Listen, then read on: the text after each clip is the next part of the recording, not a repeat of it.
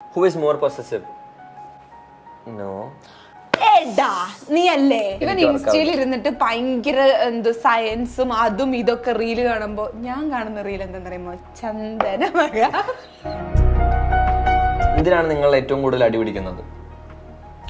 സൗന്ദര്യം നിനക്ക് ഉള്ളതുകൊണ്ട് ഞാൻ അത് ചോദിക്കില്ല എന്നാ പറഞ്ഞത്. ബുദ്ധി നിനക്ക് ഇല്ലാത്തോണ്ടാ ഞാൻ ചോദിക്കുന്ന പറഞ്ഞത്. അമ്പടി കള്ളീസിനെ ലോങ് ലൈഫ് ഒന്നിച്ചൊരു ജീവിതം ഉണ്ടാവണം. ഓക്കെ, അതിനുള്ള റിപ്ലൈ ഞാൻ തരുന്നതായിരിക്കും.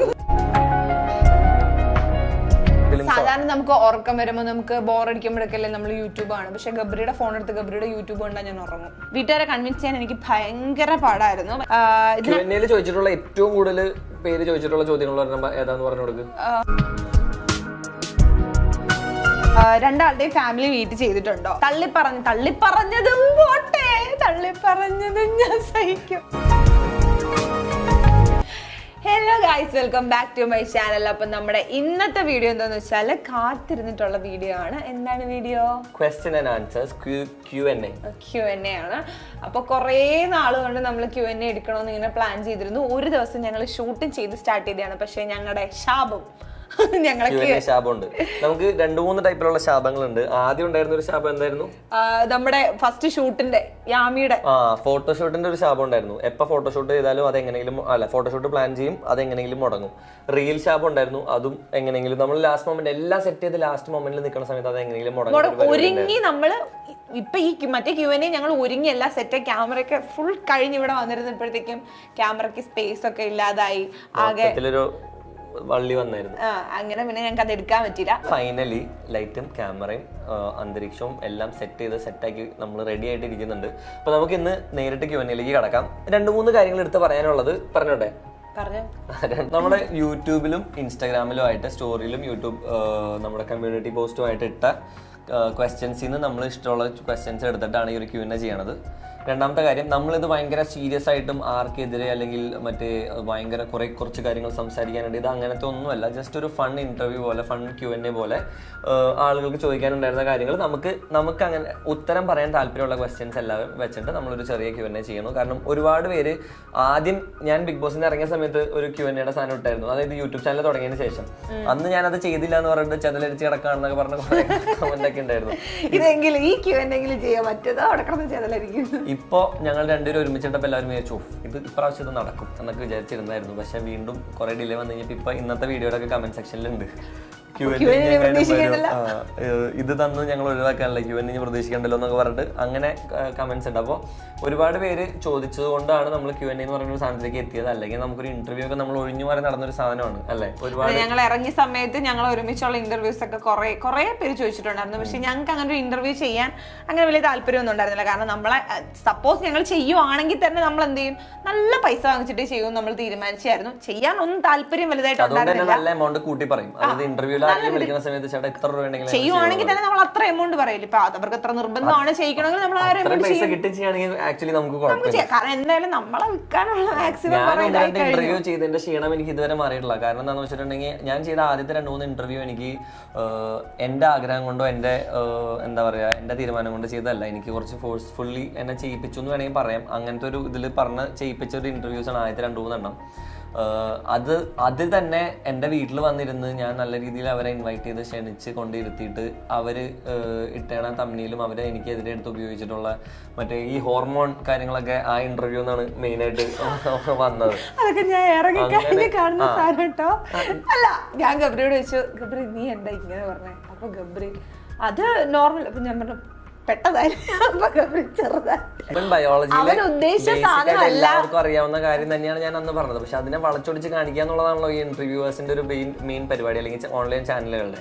ഞാൻ ചെയ്ത ഇന്റർവ്യൂസ് എല്ലാം എൻ്റെ അടുത്ത് ഭയങ്കര പൊളൈറ്റ് ആയിട്ട് സംസാരിക്കും, എൻ്റെ അടുത്ത് ഡയറക്ട്ലി ഭയങ്കര ഇതായിട്ട് സംസാരിച്ചതിന് ശേഷം എഡിറ്റിൽ കൊണ്ടുവന്നിട്ട് അതിനെ എങ്ങനെയൊക്കെ സ്കാൻഡലൈസ് ചെയ്യാമോ, എങ്ങനെയൊക്കെ അതിനെ വൾഗറി ആക്കാമോ, എന്നിട്ട് നമുക്കെതിരെ എടുത്ത് ഉപയോഗിക്കുന്ന രീതിയിലായിരുന്നു ഇന്റർവ്യൂസ് ഒക്കെ ചെയ്തത്. പിന്നെ ഞാൻ തീരുമാനിച്ചു ഞാൻ ഇന്റർവ്യൂ ചെയ്യണില്ല. ഇപ്പൊ നമുക്ക് കുറെ കൂടി ഫൺ ഇന്റർവ്യൂസിന്റെ ഓപ്ഷൻസ് ഒക്കെ വന്നു തുടങ്ങി. അതായത് ഇപ്പൊ യൂട്യൂബ് ചാനലിൽ ആക്റ്റീവായി നമ്മുടെ ബ്ലോഗുകൾ നല്ല രീതിയിൽ ആൾക്കാർക്ക് ഇഷ്ടപ്പെടുന്നുണ്ടെന്ന് കണ്ടു കഴിഞ്ഞപ്പോൾ കുറെ ചാനലുകൾ വിളിച്ചിട്ട് ഒരു ഇന്റർവ്യൂ ചെയ്താലോ, ഫൺ ആയിട്ടുള്ള ജാസ്മിനെയും ഗബ്രിനെയും വെച്ചിട്ടുള്ള ഇന്റർവ്യൂ പ്ലാൻ ചെയ്താലോ എന്നൊക്കെ പറഞ്ഞിട്ട് കുറെ പേര്. ഞങ്ങൾക്ക് ഇപ്പൊ വലിയ അങ്ങനെ ഒരു താല്പര്യമില്ല. കാരണം നമ്മളിപ്പോ എന്തെങ്കിലും നിങ്ങളോട് എന്തെങ്കിലും സംസാരിക്കണമെങ്കിലും നിങ്ങൾക്ക് എന്തെങ്കിലും ഞങ്ങളോട് ചോദിക്കുകയാണെങ്കിലും നമുക്ക് രണ്ടുപേർക്കും ചാനലുണ്ട്. അപ്പൊ അതുവഴി തന്നെ സംസാരിക്കാനാണ് ഞങ്ങളുടെ മൈൻഡിലുള്ളത്. പിന്നെ നമ്മൾ Q&A എന്ന് പറയുമ്പോൾ ആൾക്കാർക്ക് ഈ ഒരു റിക്വസ്റ്റ് ഇട്ട സമയത്ത് Q&A ചെയ്യാം എന്നുള്ളത് ഇട്ട സമയത്ത് കുറെ ആൾക്കാർ ചെയ്യണം എന്നുള്ളൊരു ആകാംക്ഷയുണ്ട്. അത് എന്താന്ന് വെച്ചാൽ നമ്മൾ ഒരുമിച്ചൊരു ഇന്റർവ്യൂ ചെയ്തിട്ടില്ല. അതാണ് അതിന്റെ ഒരു അടിസ്ഥാനം എന്നാണ് ഞാൻ വിശ്വസിക്കുന്നത്, അല്ലേ? നമ്മൾ ഒരുമിച്ച് ഒരു ഇന്റർവ്യൂ ചെയ്തിട്ടില്ല. പിന്നെ ഞാനായാലും ഇറങ്ങിയതിന് ശേഷം ഒരൊറ്റ ഇന്റർവ്യൂ കൊടുത്ത് ഞാൻ നിർത്തിയതാണ്. സോ അതുകൊണ്ട് ഇതിനകത്ത് ആൾക്കാർ എന്തൊക്കെയോ ഇങ്ങനെ Q&A ചെയ്യുന്നുള്ളൊരു സാധനമുണ്ട്. പിന്നെ എടുത്തു പറയേണ്ട ഒരു കാര്യം എന്താണെന്ന് വെച്ചിട്ടുണ്ടെങ്കിൽ നമ്മുടെ ഇന്റർവ്യൂവിന്റെ അല്ലെങ്കിൽ നമ്മൾ സംസാരിക്കുന്നതിന്റെ സ്പെഷ്യാലിറ്റി എന്താണെന്ന് വെച്ചാൽ നമ്മൾ ഇഷ്ടമല്ലാത്തവരും ഇഷ്ടമുള്ളവരും ന്യൂട്രൽ ആയിട്ടുള്ള ആൾക്കാർക്കും ഒരുപോലെ കാണാൻ താല്പര്യമുണ്ട്. ഇഷ്ടമല്ലാത്തവർക്ക് ഇന്റർവ്യൂ അല്ലെ നമ്മൾ പറയുന്ന Q&A എന്തെങ്കിലും സാധനം കിട്ടിക്കഴിഞ്ഞാൽ അതിനെടുത്ത് നമുക്ക് ഉപയോഗിച്ച് എടുത്തിട്ട് വറക്കാൻ വേണ്ടിയിട്ട്, ഇഷ്ടമുള്ളവർക്ക് എന്തെങ്കിലും കിട്ടിക്കഴിഞ്ഞിട്ടുണ്ടെങ്കിൽ അവർക്ക് നമ്മളെ അറിയാനുള്ള അല്ലെങ്കിൽ നമ്മളോടുള്ള കൂടുതൽ സ്നേഹം ആ സാധനം. ന്യൂട്രൽ ഓഡിയൻസിനും ഇനി എങ്ങാനും വല്ല കോൺട്രവേഴ്ഷ്യൽ സാധനങ്ങൾ ഇതിലുണ്ടെങ്കിലോ. പിന്നെ നമ്മളെ ബിഗ് ബോസിൽ വെച്ച് കണ്ടിട്ട് ഒരു 100 ദിവസം കണ്ടിട്ട് 100 ദിവസം ഇഷ്ടമല്ലാത്തവരും ഇഷ്ടമുള്ളവരും എല്ലാ ടൈപ്പ് ആൾക്കാരും ഈ ലൈവ് കാണുന്നവരെന്ന് പറഞ്ഞാൽ നമ്മൾ ഈ 100 ദിവസം കണ്ടോണ്ടിരിക്കുകയാണ്. അപ്പൊ പെട്ടെന്ന് ഇവർ ഈ കണ്ടോണ്ടിരിക്കുന്ന അതിൽ നിന്ന് നമ്മൾ എന്ത് ചെയ്യാ, മാറിപ്പോവാ. അപ്പം ഇനി എന്താ ആകാംക്ഷ, ഇവരുടെ ലൈഫിൽ ഇപ്പൊ എന്താ, എങ്ങനെയാ നടക്കുന്നത്, എന്താ കാര്യങ്ങൾ എന്താണ്, അത് എല്ലാ കാര്യത്തിലും ഉണ്ട് കേട്ടോ. ഒരു ഇന്ന കാര്യമൊന്നും മാത്രമല്ല, എല്ലാ കാര്യത്തിലും. കാരണം നമ്മൾ BBയിൽ വെച്ച് കണ്ണ് തുറക്കുന്നിടം തൊട്ട് ഉറങ്ങുന്നിടം വരെ നിങ്ങൾ നമ്മളെ കണ്ടോണ്ടിരിക്കുക.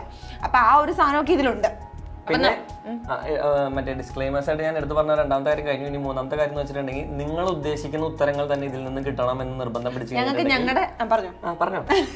ഞങ്ങൾക്ക് ഞങ്ങളുടെ സത്യമേ പറയാൻ പറ്റൂ, ഞങ്ങളുടെ എന്താണ് കാര്യമെന്ന് നിങ്ങളോട് പറയാൻ പറ്റും. കാരണം ഇപ്പൊ കുറച്ച് പേരെ സന്തോഷിപ്പിക്കാൻ വേണ്ടിട്ടോ അല്ലെങ്കിൽ കുറച്ച് പേരെ ദുഃഖിപ്പിക്കാൻ വേണ്ടിട്ടോ എന്നാൽ നമുക്ക് കുറച്ച് എക്സ്ട്രാ പൊടിയിട്ട് നമുക്ക് ഇങ്ങനെ പറയാം അല്ലെങ്കിൽ നമുക്ക് അങ്ങനെ പറയാം. ഞങ്ങൾ രണ്ടുപേരും അങ്ങനത്തെ ആൾക്കാരല്ല എന്നുള്ളത് കൃത്യമായിട്ട് അറിയാവുന്ന കാര്യമാണ്. അതായത് ഉള്ളതുപോലെ പറഞ്ഞ് ശീലിച്ചത്. അതിപ്പോ നാളെ പ്രശ്നമാകുമെങ്കിലും പ്രശ്നമായില്ലെങ്കിലും ഞങ്ങൾ ഉള്ളത് ഞങ്ങളുടെ സത്യങ്ങളെ ഞങ്ങൾക്ക് നിങ്ങളോട് പറയാൻ പറ്റുള്ളൂ. അങ്ങനെ നിന്നതുകൊണ്ടാണ് നമുക്ക് കുറെയൊക്കെ അടിയും ഹേറ്റേഴ്സും വരാനുള്ള ഒരു മെയിൻ കാരണം. നമുക്ക് എതിരെടുത്ത് ഉപയോഗിക്കാനുള്ള ചാൻസ് ഒക്കെ കിട്ടിയത് അതുകൊണ്ട്. അതായത് നമ്മൾ പറഞ്ഞ കാര്യങ്ങൾ ആരുടെ മുഖത്താണെങ്കിലും ആ മറ്റേ അവര് ഇങ്ങനെ വരും അങ്ങനെ വരുമെന്നൊന്നും സംസാരിച്ചുകൊണ്ടാണ്. അതായത് നാച്ചുറലി ഞാൻ അങ്ങനത്തെ ഒരാളാണ്. ഞാൻ എന്റെ ബിഗ് ബോസിന്റെ ഇന്റർവ്യൂവിൽ പോയ സമയത്തോട്ട് ഞാൻ അവരോട് പറയുന്നതാണ്, ഞാൻ ഭയങ്കര എക്സ്പ്രസീവ് ആണ്. എനിക്ക് തോന്നുന്ന കാര്യം, അതായത് എന്റെ മനസ്സിൽ വരുന്ന കാര്യം ഞാൻ നേരിട്ട് എടുത്ത് പറയുന്ന ഒരാളാണെന്ന് ഞാൻ പറഞ്ഞിട്ടുണ്ട്. ഇപ്പം നമ്മുടെ ശരികളല്ല, ഇപ്പൊ ഇവൻ പറയുന്ന ശരികൾ ചുറ്റിനും നിൽക്കുന്നവരുടെ ശരികളാവണമെന്ന് നമുക്ക് വാശി പിടിക്കാൻ പറ്റില്ല. ചിലപ്പോൾ അവരുടെ കണ്ണിൽ തെറ്റാണെങ്കിലും അതെന്താണ്, അത് നമ്മുടെ സത്യമാണ്, നമ്മുടെ ശരിയാണ്. അപ്പൊ നമുക്ക് സ്റ്റാർട്ട് ചെയ്താലോ? ഓക്കെ, അപ്പൊ നമുക്കിനി സംസാരിച്ച് കാര്യങ്ങൾ നീട്ടി വലിച്ചു കൊണ്ടുപോകണ്ട, നമുക്ക് ഡയറക്റ്റ് Q&Aയിലേക്ക് പോകാം. ക്വസ്റ്റ്യൻ വായിച്ചോ. Do you feel happy when Gabri with you and is he your comfortable zone? അങ്ങനെയൊക്കെ ചോദിക്കുവാണെങ്കിൽ അല്ല, എനിക്ക് മനസ്സിലായിട്ടോ. ഞാനങ്ങ് ഭയങ്കര ഗ്രാമർ ഒന്നും എനിക്ക് അറിഞ്ഞു. അല്ല, എന്നെ സംബന്ധിച്ച് ഇംഗ്ലീഷ് ഒരാൾ പറയുമ്പോൾ അത് കറക്റ്റ് ആക്കി പറയണം എന്നുള്ളത്. കളിയാക്കിയില്ലല്ലോ നമ്മൾ, കളിയാക്കല്ല, കറക്റ്റ് ചെയ്യണം. കറക്റ്റ് ചെയ്യണതും കളിയാക്കണതും രണ്ടാണ്. അയ്യേ നീ പറയണത് അങ്ങനെയല്ല, നിങ്ങൾ പറഞ്ഞതിലൊരു തെറ്റുണ്ട്, ഇന്ന ഗ്രാമർ ഇതാണ് കറക്റ്റ് എന്നുള്ളത് പറയണത്. കാരണം ഭാവിയിലേക്ക് അത് ഉപകാരപ്പെടും. ഓക്കെ, അപ്പം അർത്ഥം ഇത്രേ ഉള്ളൂ. ഗബ്രി എന്താണ്, ഗബ്രിയുടെ ഞാൻ ഉള്ളപ്പോൾ ഞാൻ ഹാപ്പി ആണോ, ഗബ്രി എന്റെ കംഫർട്ടബിൾ സോൺ ആണോ എന്നാണ്. കംഫർട്ട് സോൺ ആണോ ഇപ്പൊ comfortable zone is A wrong word. Comfort zone. Okay, comfort zone ആണോ എന്നാണ് ഫസ്റ്റ് ക്വസ്റ്റ്യൻ. ഇപ്പം ഉള്ള ദിവസങ്ങളിൽ ഇപ്പൊ ഗബ്രി ഇവിടെ വന്നിട്ട് നമ്മളിപ്പോ ഒരു മണിക്കൂർ കാണുമെന്ന് വിചാരിച്ചു. അതിനകത്ത് ഞങ്ങൾ 45 മിനിറ്റും ഞങ്ങൾ ഭയങ്കര കൊടുക്കും. പക്ഷെ ഒരു 15 മിനിറ്റ് ഞങ്ങളുടെ കീരി ബാബു ബിഗ് ബോസ് കണ്ടവർക്കറിയാം, ഞങ്ങൾ തമ്മിൽ വഴക്കുണ്ടാക്കുന്നത് ഒരു കാര്യമില്ലാത്ത കാര്യത്തിലാണ്. പക്ഷെ ആ കാര്യമില്ലാത്ത കാര്യത്തിൽ നിന്ന് ഞങ്ങൾ ബിൽഡ് ചെയ്ത് ഞങ്ങൾ ഓവർ റിയാക്ട് ചെയ്ത് അത് പ്രശ്നമാക്കും. ഇല്ല, അങ്ങനെയില്ല. ഇത് ഞാൻ കുറച്ച് എക്സാജറേറ്റ് ചെയ്യും ഫണ്ടിനൊക്കെ വേണ്ടി. ഇതൊന്നും ആരും വളച്ചൊടിക്കരുത്, വിട്ടാളാം. ഓക്കെ, അപ്പം ഞാൻ ഹാപ്പിയാണ്. ഇവന്റെ കൂടെ ഉള്ളപ്പം ഞാൻ ഉറപ്പായി ഞാൻ ഹാപ്പിയാണ്. പക്ഷെ ഞങ്ങൾ തമ്മിൽ അടി ഉണ്ടാക്കാറുണ്ട്, വഴക്കുണ്ടാക്കാറുണ്ട്, ഞങ്ങൾ തമ്മിൽ ചിരിക്കാറുണ്ട്. പ്രശ്നം എന്താണെന്ന് വെച്ചാൽ എനിക്ക് ആ ബ്രൈറ്റ് ആയിട്ടുള്ള റിംഗ് ലൈറ്റ് വെച്ചുകൊണ്ട് അതിലേക്ക് നോക്കുന്ന സമയത്ത് കണ്ണു വേദന എടുക്കണം. ചെറുതായിട്ട് അത് ഇത് വേണോ? ദൂരടാ. അത് കുഴപ്പമില്ല, പ്രൊട്ടക്ഷൻ. ഓക്കെ ശരി. ഗബ്രി ആയിട്ടുള്ള സമയത്ത് അപ്പൊ ഞാൻ ഹാപ്പിയാണ്. അങ്ങനെ എന്നും പറഞ്ഞ് എപ്പോഴും ഹാപ്പി എന്നല്ല, ഞങ്ങൾ വഴക്കുണ്ടാക്കാറുണ്ട്, ഹാപ്പി ആയിട്ടിരിക്കാറുണ്ട്, തമാശകൾ പറയാറുണ്ട്, എല്ലാം ഉണ്ട്. അതിനകത്ത് എന്താ എടുത്തു പറയാനാണെങ്കിൽ ഞാൻ ഇവന്റെ കൂട്ടിരിക്കുമ്പോൾ കുറച്ച് ഹാപ്പി കൂടുതലാണ്. ബിക്കോസ് ഇപ്പൊ എനിക്ക് വളരെ കുറച്ച് സർക്കിളേ ഉള്ളൂ. എന്റെ സർക്കിൾ വളരെ ചെറുതാണ്. സർക്കിളൊന്നും പറയാനില്ല, ഡോട്ട് അങ്ങനെ പറയാനേ ഉള്ളൂ. അപ്പൊ അതില് ഞാൻ ഏറ്റവും കൂടുതൽ ഹാപ്പി. ഇപ്പൊ എനിക്കുള്ളവരിൽ വെച്ച് ഞാൻ ഏറ്റവും കൂടുതൽ ഹാപ്പി ഇവന്റെ കൂടെ നടക്കുമ്പോഴാണ്. ഇവന്റെ കൂടെ നടക്കുമ്പോഴെന്ന് പറഞ്ഞാൽ ഞാൻ എന്താ പറയാ, ഞാനിപ്പോ ലോകം കാണാൻ തുടങ്ങുന്നത് ഇവൻ വന്നതിന് ശേഷമാണ്. ഇപ്പൊ ഞാൻ പുറത്ത് പോകുന്നതാണെങ്കിലും എവിടെയും ഞാൻ ഇന്ത്യ വിട്ടു പോട്ടടാ, ഞാൻ കേരളം വിട്ട് ഞാൻ പുറത്ത് പോയിട്ടില്ല. കേരളം വിട്ട് ഞാൻ എന്താ പറയാ, ഞാൻ കഴിഞ്ഞ വർഷം എന്നൊക്കെ പറഞ്ഞാൽ കൊല്ലം കൊല്ലം ഇങ്ങനെ നിന്നിട്ടുണ്ട്. അതല്ലാതെ ഞാൻ അതും കൊച്ചിയിൽ വന്നാൽ എങ്ങനെ, ഞാൻ എൻ്റെ ഒരു വർക്ക് ചെയ്യാൻ വേണ്ടി വരുന്നു, വർക്ക് ചെയ്യുന്നു, തിരിച്ചു വന്നു. അതല്ലാതെ ഞാൻ ഇന്നൊരു കടയിൽ പോയി നമുക്ക് ഇന്ന ചായ കുടിക്കുക, അല്ലെങ്കിൽ ഫുഡ് കഴിക്കുക, ഇന്ന സ്ഥലത്ത് പോകാം, അങ്ങനെയൊന്നുമില്ല. അതൊക്കെ ഞാൻ ഇപ്പോൾ ഇവൻ വന്നതിന് ശേഷം ഇവൻ്റെ കൂടാണ് പോയി തുടങ്ങിയത്. അപ്പം ഞാൻ ആ ഒരു രീതിയിൽ നോക്കുവാണെങ്കിലും പിന്നെ എനിക്ക് എന്തൊരു വിഷമം ഉണ്ടെങ്കിലും പറയാനും ചിരിപ്പിക്കാനും, ഇവൻ തന്നെ വിഷമിപ്പിച്ചാലും ഇവൻ എന്നെ ചിരിപ്പിക്കാൻ അറിയാം, കഴിവുള്ളവനാ. അപ്പം ആ രീതിയിലൊക്കെ ഹാപ്പിയാണ്. പിന്നെ കംഫർട്ടബിൾ സോൺ ആണോ എന്ന് ചോദിച്ചാൽ കംഫർട്ട് സോൺ ആണോന്ന് വെച്ചാല് ഭയങ്കര കംഫർട്ടാ. എന്റെ ഏറ്റവും വലിയ കംഫർട്ട് സോൺ ഇപ്പൊ എന്റെ വീട്ടുകാരും ഇവനുമാണ്. ഓക്കെ, ഇനി എന്താ ഞാൻ ഇപ്പൊ പൊലിപ്പിക്കുന്നുണ്ടോ? ഇതുപോലെ എന്നെയും പൊലിപ്പിക്കണം.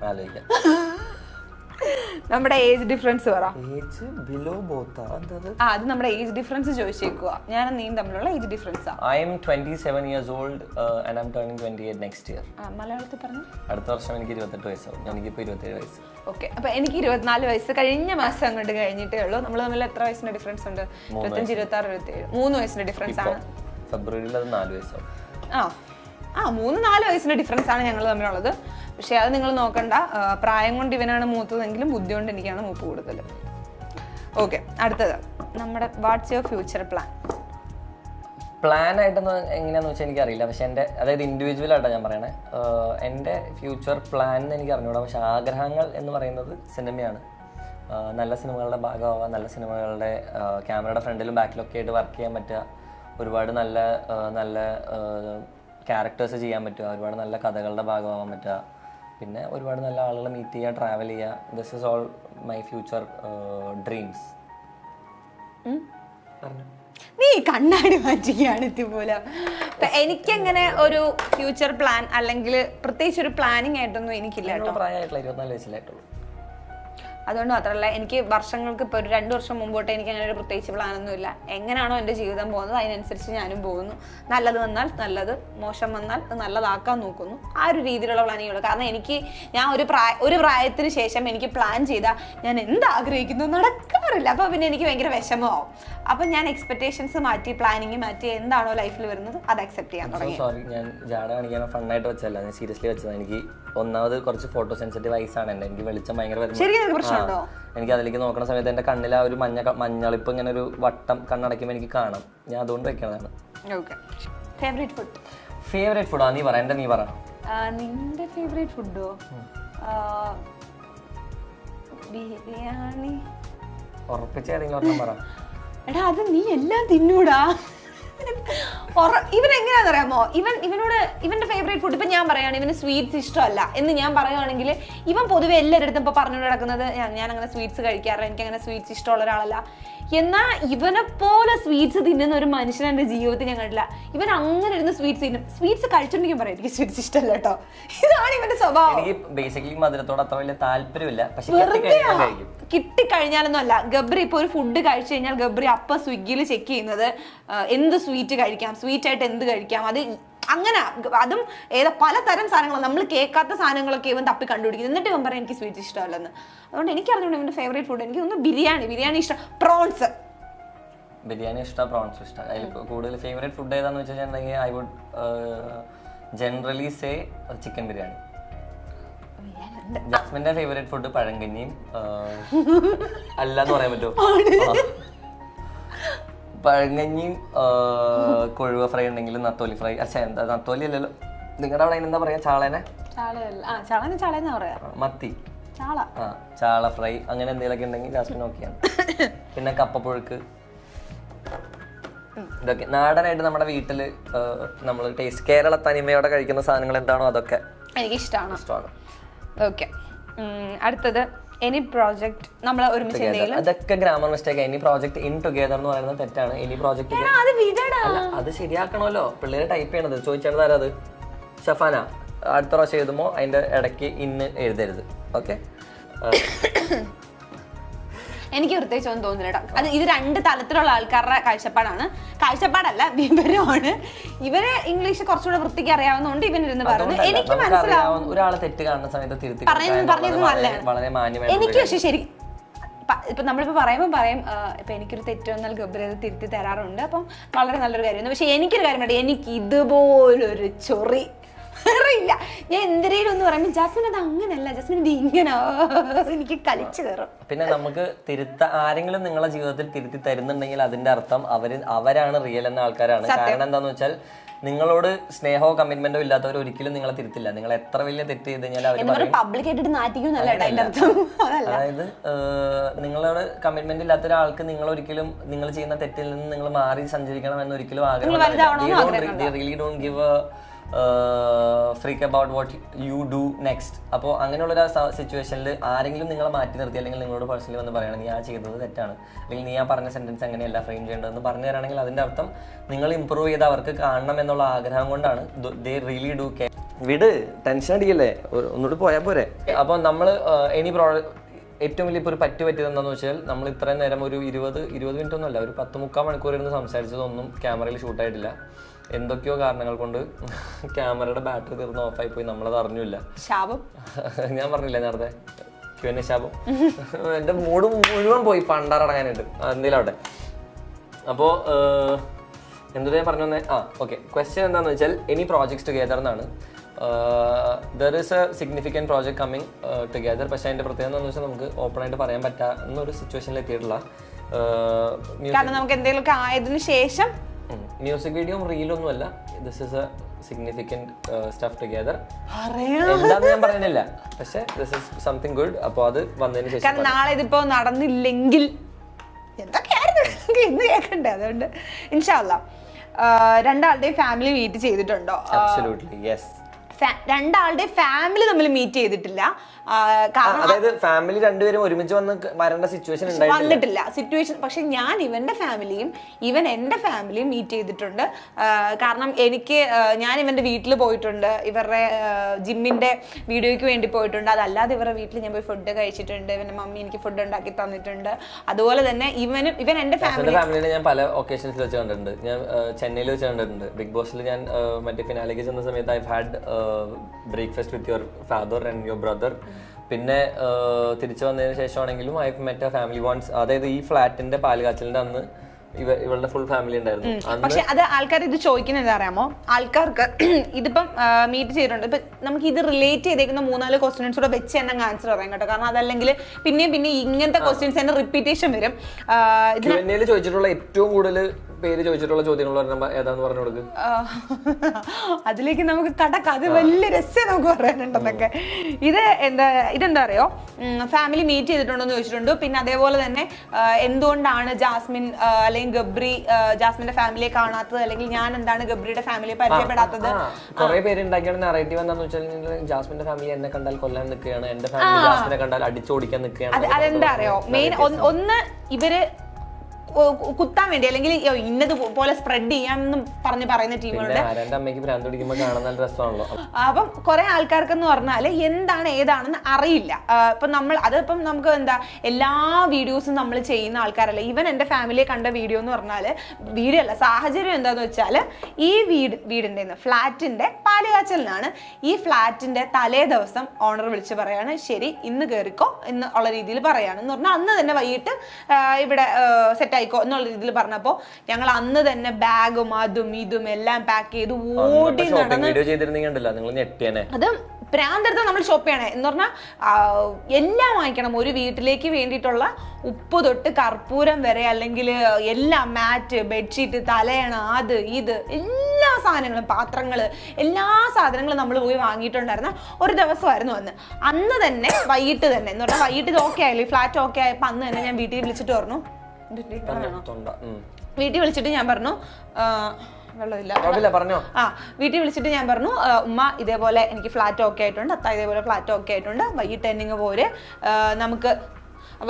പോരെ നമുക്ക് ഇന്നിവിടെ പാലുകാച്ചി എന്ന് പറഞ്ഞാൽ നാളെ രാവിലെ നമുക്ക് പാലുകാച്ചി സെറ്റ് ചെയ്യാം എന്നുള്ള രീതിയിൽ പറഞ്ഞു. അപ്പൊ അവർ അന്ന് തന്നെ വണ്ടി കയറി രാവിലെ ആയപ്പോൾ ഇവിടെ വന്നു. നമ്മൾ അന്ന് രാത്രി ഫുള്ള്, എനിക്കൊന്ന് രാത്രി ഒരു 12 മണി 1 മണി വരെയൊക്കെ നമ്മൾ വീട് ഒതുക്കുന്നു, സാധനങ്ങൾ പറക്കി വെക്കുന്നു, ബെഡ്ഷീറ്റ്, ബ്ലാങ്കറ്റ്, അത് ഇത്, ബാത്റൂമിലേക്ക് വേണ്ടിയുള്ള സാധനങ്ങൾ, കിച്ചൺ ഏരിയ ഫുൾ സെറ്റ് ചെയ്യുന്നു, അങ്ങനെയുള്ള പരിപാടിയിലായിരുന്നു നമ്മൾ അന്ന് രാത്രി ഫുള്ള്. ഇവൻ താമസിക്കുന്നത് ഇവന്റെ വീട്ടിലാണ്. ഇവൻ ഇവിടെ കുറെ പേര് വിചാരിച്ചിട്ടുണ്ട് ഇവൻ കൊച്ചിയിലാണ് താമസിക്കുന്നതെന്ന്. അതിന്റെ വീട് ഇവിടുന്ന് 25 കിലോമീറ്റർ അപ്പുറമാണ്, അങ്കമാലിയിലാണ്. അതിന്റെ ഒരു വലിയ ക്വസ്റ്റൻ ഉണ്ട്, നമുക്കത് പറയാം അവരോട്. അപ്പോൾ ഇവൻ അങ്കമാലിക്ക് പോയി. അത് കഴിഞ്ഞ് പിറ്റേ ദിവസം ആയപ്പോൾ രാവിലെ ആയപ്പോൾ പാലുകാച്ചിന്റെ സമയപ്പോൾ അവൻ വന്നു. നമ്മൾ പാലൊക്കെ കാച്ചി. പക്ഷെ വ്ളോഗ് ഒന്നും എടുക്കാൻ നമുക്കന്ന് പറ്റിയില്ല. കാരണം നമ്മൾ ചടപടേ ഇല്ല, നമ്മൾ കംപ്ലീറ്റ് ചെയ്തില്ല. എന്തോ ചെറിയ ചെറിയ സാധനങ്ങൾ മാത്രം എടുത്തു. അപ്പൊ പിന്നെ നമുക്കത് ഇട്ടാലും എന്താ പറയാ, ഒരു 1-2 മിനിറ്റ് ഒന്നും ഉണ്ടായിരുന്നില്ല. അപ്പൊ പിന്നെ നമ്മൾ അത് ഇട്ടില്ല. അപ്പൊ കുറെ പേർക്ക് അറിയാത്തോണ്ടും പിന്നെ കുറെ പേര് പറയാന്ന് കരുതിയും പറയുന്ന ഒരു സാധനമാണ്. സോ മീറ്റ് ചെയ്തിട്ടുണ്ട്. പിന്നെ ഞങ്ങളുടെ 2 പേരുടെയും ഫാമിലി തമ്മിൽ കാണാൻ പറ്റിയിട്ടുള്ള ഒരു സാഹചര്യം, സന്ദർഭം വന്നിട്ടില്ല. ഇൻഷാ അല്ലാഹ് എന്തെങ്കിലും സാഹചര്യം വരുന്നുണ്ടെങ്കിൽ കാണുമായിരിക്കും. How did you convince your parents to stay alone far from your home? How did they take it?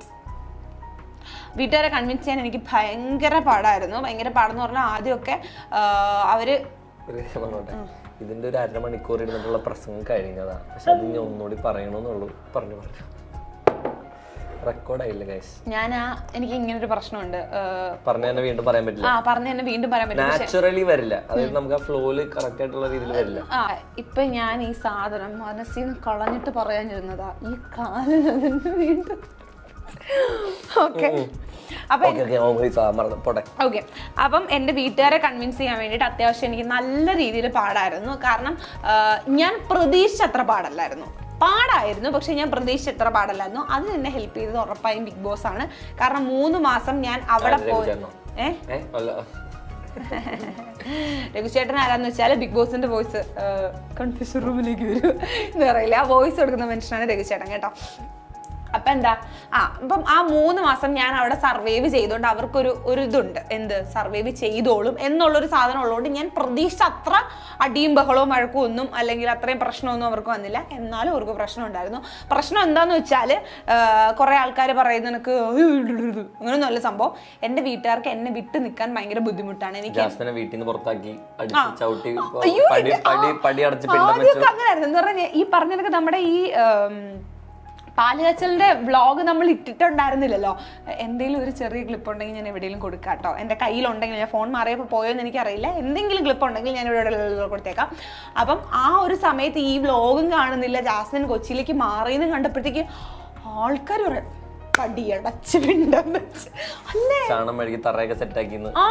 എന്നെ ഇറക്കി വിട്ടു, അല്ലെങ്കിൽ ജാസ്മിൻ ഇറങ്ങിപ്പോയി എന്നൊക്കെ പറഞ്ഞു ഭയങ്കര രീതിയിലുള്ള സംസാരമൊക്കെ ആയിരുന്നു. ജാസ്മിൻ വീട്ടുകാർ ജാസ്മിൻ ഉപേക്ഷിച്ചു, മറ്റേത് ചെയ്തു, മറിച്ചത് ചെയ്തു, കൊല്ലത്തേക്ക് പോയി, കൊല്ലം കൊച്ചി വന്നു എന്നൊക്കെ പറഞ്ഞിട്ട് കുറെ ആൾക്കാർ എന്തൊക്കെയോ പറയണ്ടായിരുന്നു, എനിക്ക് അറിഞ്ഞൂടാ.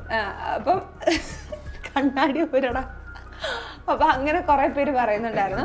ആക്ച്വലി സംഭവം എന്താണെന്ന് വെച്ചാൽ എൻ്റെ വീട്ടുകാർക്ക് എന്തുകൊണ്ടാണ് ഞാൻ ഇങ്ങോട്ട് മാറുന്നത്, ഇങ്ങോട്ടെന്നല്ല എങ്ങോട്ട് മാറിയാലും അവർക്ക് പ്രശ്നമാണ്. കാരണം അവർക്ക് ഞാൻ വീട് വിട്ടങ്ങനെ നിന്നിട്ടുള്ള ഒരാളല്ല, പണ്ട് തൊട്ടേ അങ്ങനെയാണ്. ഞാൻ എവിടെയെങ്കിലും, ഞാൻ ബാംഗ്ലൂർ പോയി 1 മാസം നിന്നിട്ടുണ്ട്, കൊച്ചിയിൽ വന്ന് 1 മാസം ഞാൻ പഠിക്കാൻ നിന്നിട്ടുണ്ട്.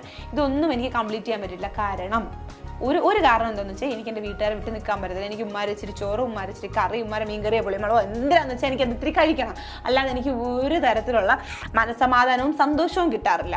അപ്പം അതെൻ്റെ ഒരു വലിയ പ്രശ്നമായതുകൊണ്ട് വീട്ടുകാർക്കറിയാം. പിന്നെ പോരാത്തതിന് എനിക്ക് എൻ്റെ ഒറ്റയ്ക്ക് എൻ്റെ കാര്യങ്ങൾ ചെയ്യാൻ എനിക്കറിയില്ല. ഇപ്പം നമ്മൾ ഒറ്റയ്ക്കാണെങ്കിൽ നമ്മുടെ എല്ലാ കാര്യങ്ങളും നമ്മൾ തന്നെ നോക്കണമല്ലോ. അങ്ങനെ എനിക്ക് അറിഞ്ഞിട്ട് ഇപ്പം ഞാൻ റൂമിൽ കിടന്നിട്ട് ഇപ്പം ഞാൻ വിളിക്കും, എനിക്കൊരു ഫാൻ ഇടണമെങ്കിൽ, റൂമിൽ കിടക്കുന്ന ഫാൻ ഇടണമെങ്കിൽ ഞാൻ ഉമ്മ എന്ന് വിളിച്ചിട്ട് ഉമ്മ ആണ് വന്ന് എനിക്ക് എന്ത് ചെയ്തിരുന്നത്, ഫാൻ ഇട്ട് തരുന്നത്. അപ്പം എനിക്ക് എല്ലാ കാര്യങ്ങൾക്കും എൻ്റെ ഉമ്മ എന്നുള്ളൊരു സാധനമാണ് എൻ്റെ ഒരു വലിയ പ്രശ്നമായിരുന്നു അത്. അതേപോലെ തന്നെ ഇല്ല പറഞ്ഞ ചില ആൾക്കാർ പറയും പൂനാച്ച പറയുന്ന, അല്ലെങ്കിൽ അവള് ഭയങ്കര ഇത് കാണിക്കുന്നൊക്കെ പറയും. എനിക്ക് ഈ പ്രായത്തിലും എൻ്റെ മാതയായിരുന്നു എനിക്ക് വാരിത്തരുന്നത്. ഞാൻ ബിഗ് ബോസിൽ പോകുന്നത് വരെ എൻ്റെ ഉമ്മച്ചി, എൻ്റെ വീഡിയോസൊക്കെ പണ്ടത്തെ വീഡിയോസൊക്കെ കിടപ്പുണ്ട്, എടുത്ത് നോക്കിയാൽ അറിയാം എൻ്റെ ഉമ്മയാണ് എനിക്ക് വാരിത്തരുന്നത് എന്ന് പറഞ്ഞാൽ. ഇപ്പം ഞാൻ ഉച്ചയ്ക്കും വൈകിട്ടും പൊന്നൂന് വാരി കൊടുക്കൂല. അതെന്താന്ന് വെച്ചാൽ ഞാൻ എപ്പോഴും ഫോണിൽ കുത്തി ഇരിക്കുമ്പം ഞാൻ കറക്റ്റ് സമയത്ത് കഴിക്കത്തില്ല. അപ്പൊ ഉമ്മച്ചി എനിക്ക് വാരി തന്ന് ശീലിച്ച്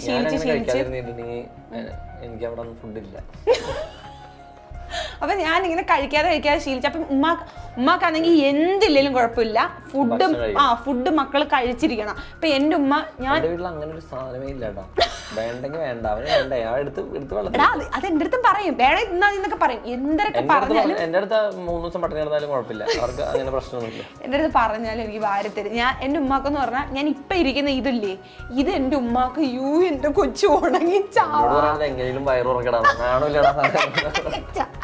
ഉണങ്ങി ചാവാറായി എന്നാണ് എന്റെ ഉമ്മ പറയുന്നത്. കാരണം എന്റെ ഉമ്മക്ക് ഞാൻ എപ്പോഴും പുഷ്ടിച്ച് വണ്ണം വെച്ച് ഇങ്ങനെ ഇരിക്കണം, അതാണ് ഉമ്മക്ക് ഇഷ്ടം. അപ്പൊ ഉമ്മ എപ്പോഴും എനിക്ക് വാരി തന്ന് അങ്ങനെ എന്നെ കൊണ്ടു നടന്നതാ. അല്ലെങ്കിൽ ഞാനും അങ്ങനെ, എനിക്ക് എൻ്റെ ഉമ്മാരെ വായിരിക്കുന്ന 10 ചീത്തകളൊക്കെ കേട്ടിട്ട് എനിക്ക് സന്തോഷ സമാധാനം കിട്ടത്തില്ല. സോ അപ്പോൾ അവർക്ക് എന്നെ കാണാതിരിക്കുമ്പോഴോ ഒന്നും ഒക്കത്തില്ല. ആ ഒരു പ്രശ്നം എൻ്റെ വീട്ടിലുണ്ടായിരുന്നു. പക്ഷേ പെയ്യെ ഞാൻ കാര്യങ്ങൾ പറഞ്ഞു. ഞാൻ കൊച്ചിയിലേക്ക് മാറാൻ എനിക്ക് ഒരുപാട് റീസൺസ് ഉണ്ട്, ഒരുപാട് റീസൺസ് ഉണ്ട്. ഞാൻ ചില റീസൺസ് പറഞ്ഞിട്ടുണ്ട്, പറയാത്ത റീസൺസും ഉണ്ട്. ഇതിൽ ഈ ക്വസ്റ്റ്യനിൽ 2 കാര്യം പറയാനുള്ളത് എന്താണെന്ന് വെച്ചിട്ടുണ്ടെങ്കിൽ, ഒന്നാമത്തെ കാര്യം, നമ്മളുടെ വീട്ടുകാർക്ക് ആർക്കായാലും അപ്പന്മാർക്ക് മക്കള് വീട്ടിൽ നിന്ന് പോകുക എന്ന് പറയുന്നത് ഭയങ്കര ബുദ്ധിമുട്ടുള്ളൊരു കാര്യമാണ്. എന്നെ സംബന്ധിച്ച് എനിക്ക് അറിയാമെന്ന് വെച്ചിട്ടാണ് ഞാൻ പറയണത്. ആരും ആഗ്രഹത്തോടെ ഒരു മക്കളെയും ഒരു സ്ഥലത്ത് നിന്ന് ഇറക്കി വിടില്ല. ഇപ്പോൾ പ്രവാസത്തിന് പോണവരാണെങ്കിലും അല്ലെങ്കിൽ പഠിക്കാനായിട്ട് ജോലിക്കായിട്ട് പോണവരാണെങ്കിലും അപ്പനമ്മമാർക്ക് എപ്പോഴും അവരെ കണ്ടുകൊണ്ടിരിക്കാൻ തന്നെയാണ് ഇഷ്ടം. എൻ്റെ വീട്ടിൽ ഞാനിപ്പോൾ പോയിട്ട് പറയാണ് എനിക്ക് കൊച്ചിക്ക് മാറണം, ദുബായിക്ക് പോകണം, മറ്റോടത്തേക്ക് മാറണം എന്നൊക്കെ പറഞ്ഞിട്ടുണ്ടെങ്കിൽ ഞാൻ പറയും വേണ്ട, പോകണ്ട, എന്തിനിപ്പോൾ അവിടെ പോയി നിൽക്കണം, ഞങ്ങൾക്ക് ഇനി ഇത്ര നാൾ കൂടി ഉള്ളൂ, എനിക്കപ്പോൾ എൻ്റെ കൺവെട്ടത്ത് കാണണം എന്നുള്ളതാണ് അവരുടെ ആഗ്രഹം. പിന്നെ ഗതികേട് കൊണ്ട് അല്ലെങ്കിൽ മക്കൾ വളരാൻ വേണ്ടി ആഗ്രഹത്തിൻ്റെ പുറത്ത് ഇപ്പോൾ പഠിക്കാനായിട്ട് അല്ലെങ്കിൽ നല്ലൊരു ജോലി കിട്ടി പോണ സമയത്ത് യു ക്യാൻ അണ്ടർസ്റ്റാൻഡ്, അല്ലെങ്കിൽ സാമ്പത്തികമായിട്ടുള്ള വളർച്ചയ്ക്ക് വേണ്ടി അല്ലെങ്കിൽ ജീവിതത്തിൽ മുന്നേറാൻ വേണ്ടിയിട്ട് അപ്പനമ്മമാരെക്കാളും കുറച്ചുകൂടി നല്ല ജീവിത സാഹചര്യങ്ങൾ കിട്ടാനുള്ളൊരു അവസരം ഉണ്ടെങ്കിൽ അങ്ങനെ മാറിപ്പോവാനായിട്ട് അവർ നിർബന്ധിതരായിട്ട് അങ്ങനെ ചെയ്യുന്നവരുണ്ട്. അതല്ലാതെ ബേസിക്കലി ആർക്കും നമ്മുടെ വീട്ടിൽ നിന്ന് ആരും, എനിക്കാണെങ്കിലും എൻ്റെ വീട്ടിൽ നിന്ന് എൻ്റെ ചേച്ചിയും പെങ്ങളും അനിയത്തിയും അല്ലെങ്കിൽ ആരും അങ്ങനെ വിട്ടു പോകണം, വേറെ സ്ഥലത്ത് പോയി താമസിക്കണം, വേറെ സ്ഥലങ്ങളിൽ താമസിക്കണം എന്നുകൊണ്ട് ഒട്ടും താല്പര്യമില്ലാത്ത ഒരാളാണ് ഞാൻ. അതുകൊണ്ടാണ് ഇപ്പോഴും എൻ്റെ വീട്ടിൽ തന്നെ നിൽക്കുന്നത്. ഞാനിപ്പോൾ ആലോചിക്കുന്നുണ്ട് ചെറുതായിട്ട് മാറണ ആലോചിക്കുക. അതാണ് രണ്ടാമത്തെ പോയിന്റ്. രണ്ടാമത്തെ പോയിന്റ് എന്ന് പറഞ്ഞാൽ, നമ്മൾ ഇപ്പം ഒരു ചെടിച്ചട്ടിയിൽ നടുന്ന സമയത്ത്, അത് ഒരു തൈ നടുന്ന സമയത്ത് അത് വളർന്നൊരു ചെടിയാവും. പിന്നെ അതിനൊരു മരമാണെങ്കിൽ അതിനൊരിക്കലും ആ ചെടിച്ചട്ടിയുടെ അകത്ത് നിന്ന് പറ്റില്ല. എത്ര പോഷക ഗുണമുണ്ടെങ്കിലും എന്തുണ്ടെങ്കിലും ആ ചെടിച്ചട്ടിയിൽ ഒരു ലിമിറ്റേഷൻ ഉണ്ട്. അതിനെ എടുത്തിട്ട് നേരെ മണ്ണിലേക്ക് നടുമ്പോഴാണ് അതിന് പടർന്ന് പന്തലിച്ചൊരു മരമാവാൻ പറ്റണത്. അപ്പോൾ നമ്മളുടെ ലൈഫിലുള്ള കംഫർട്ടബിൾ സിറ്റുവേഷനിൽ അല്ലെങ്കിൽ ആ ഒരു കംഫർട്ട് ബബിളിൽ നിൽക്കുന്ന സമയത്ത് നമുക്ക് ഒരിക്കലും പുറത്തെ കാര്യങ്ങൾ എക്സ്പീരിയൻസ് ചെയ്യാനോ വളരാനോ ഉള്ളൊരു അവസരം കിട്ടില്ല. അപ്പോൾ അങ്ങനെയുള്ളൊരു സാഹചര്യത്തിൽ നമ്മളെ തന്നെ ഫോഴ്സ്ഫുള്ളി വേറൊരു അൺനോൺ സിറ്റുവേഷനിൽ അല്ലെങ്കിൽ അൺനോൺ ഇക്വേഷനിലേക്ക് നമ്മൾ തന്നെ പ്ലേസ് ചെയ്യുമ്പോൾ നമുക്ക് കുറേ ചാലഞ്ചുകൾ വരും. ആ ചാലഞ്ചുകൾ നമ്മളെ ഫേസ് ചെയ്ത് കഴിയുമ്പോൾ അത് ചില സമയത്ത് നമ്മൾ തോറ്റുപോകും, ചില സമയത്ത് നമ്മൾ നല്ല രീതിയിൽ അതിൽ ജയിക്കും.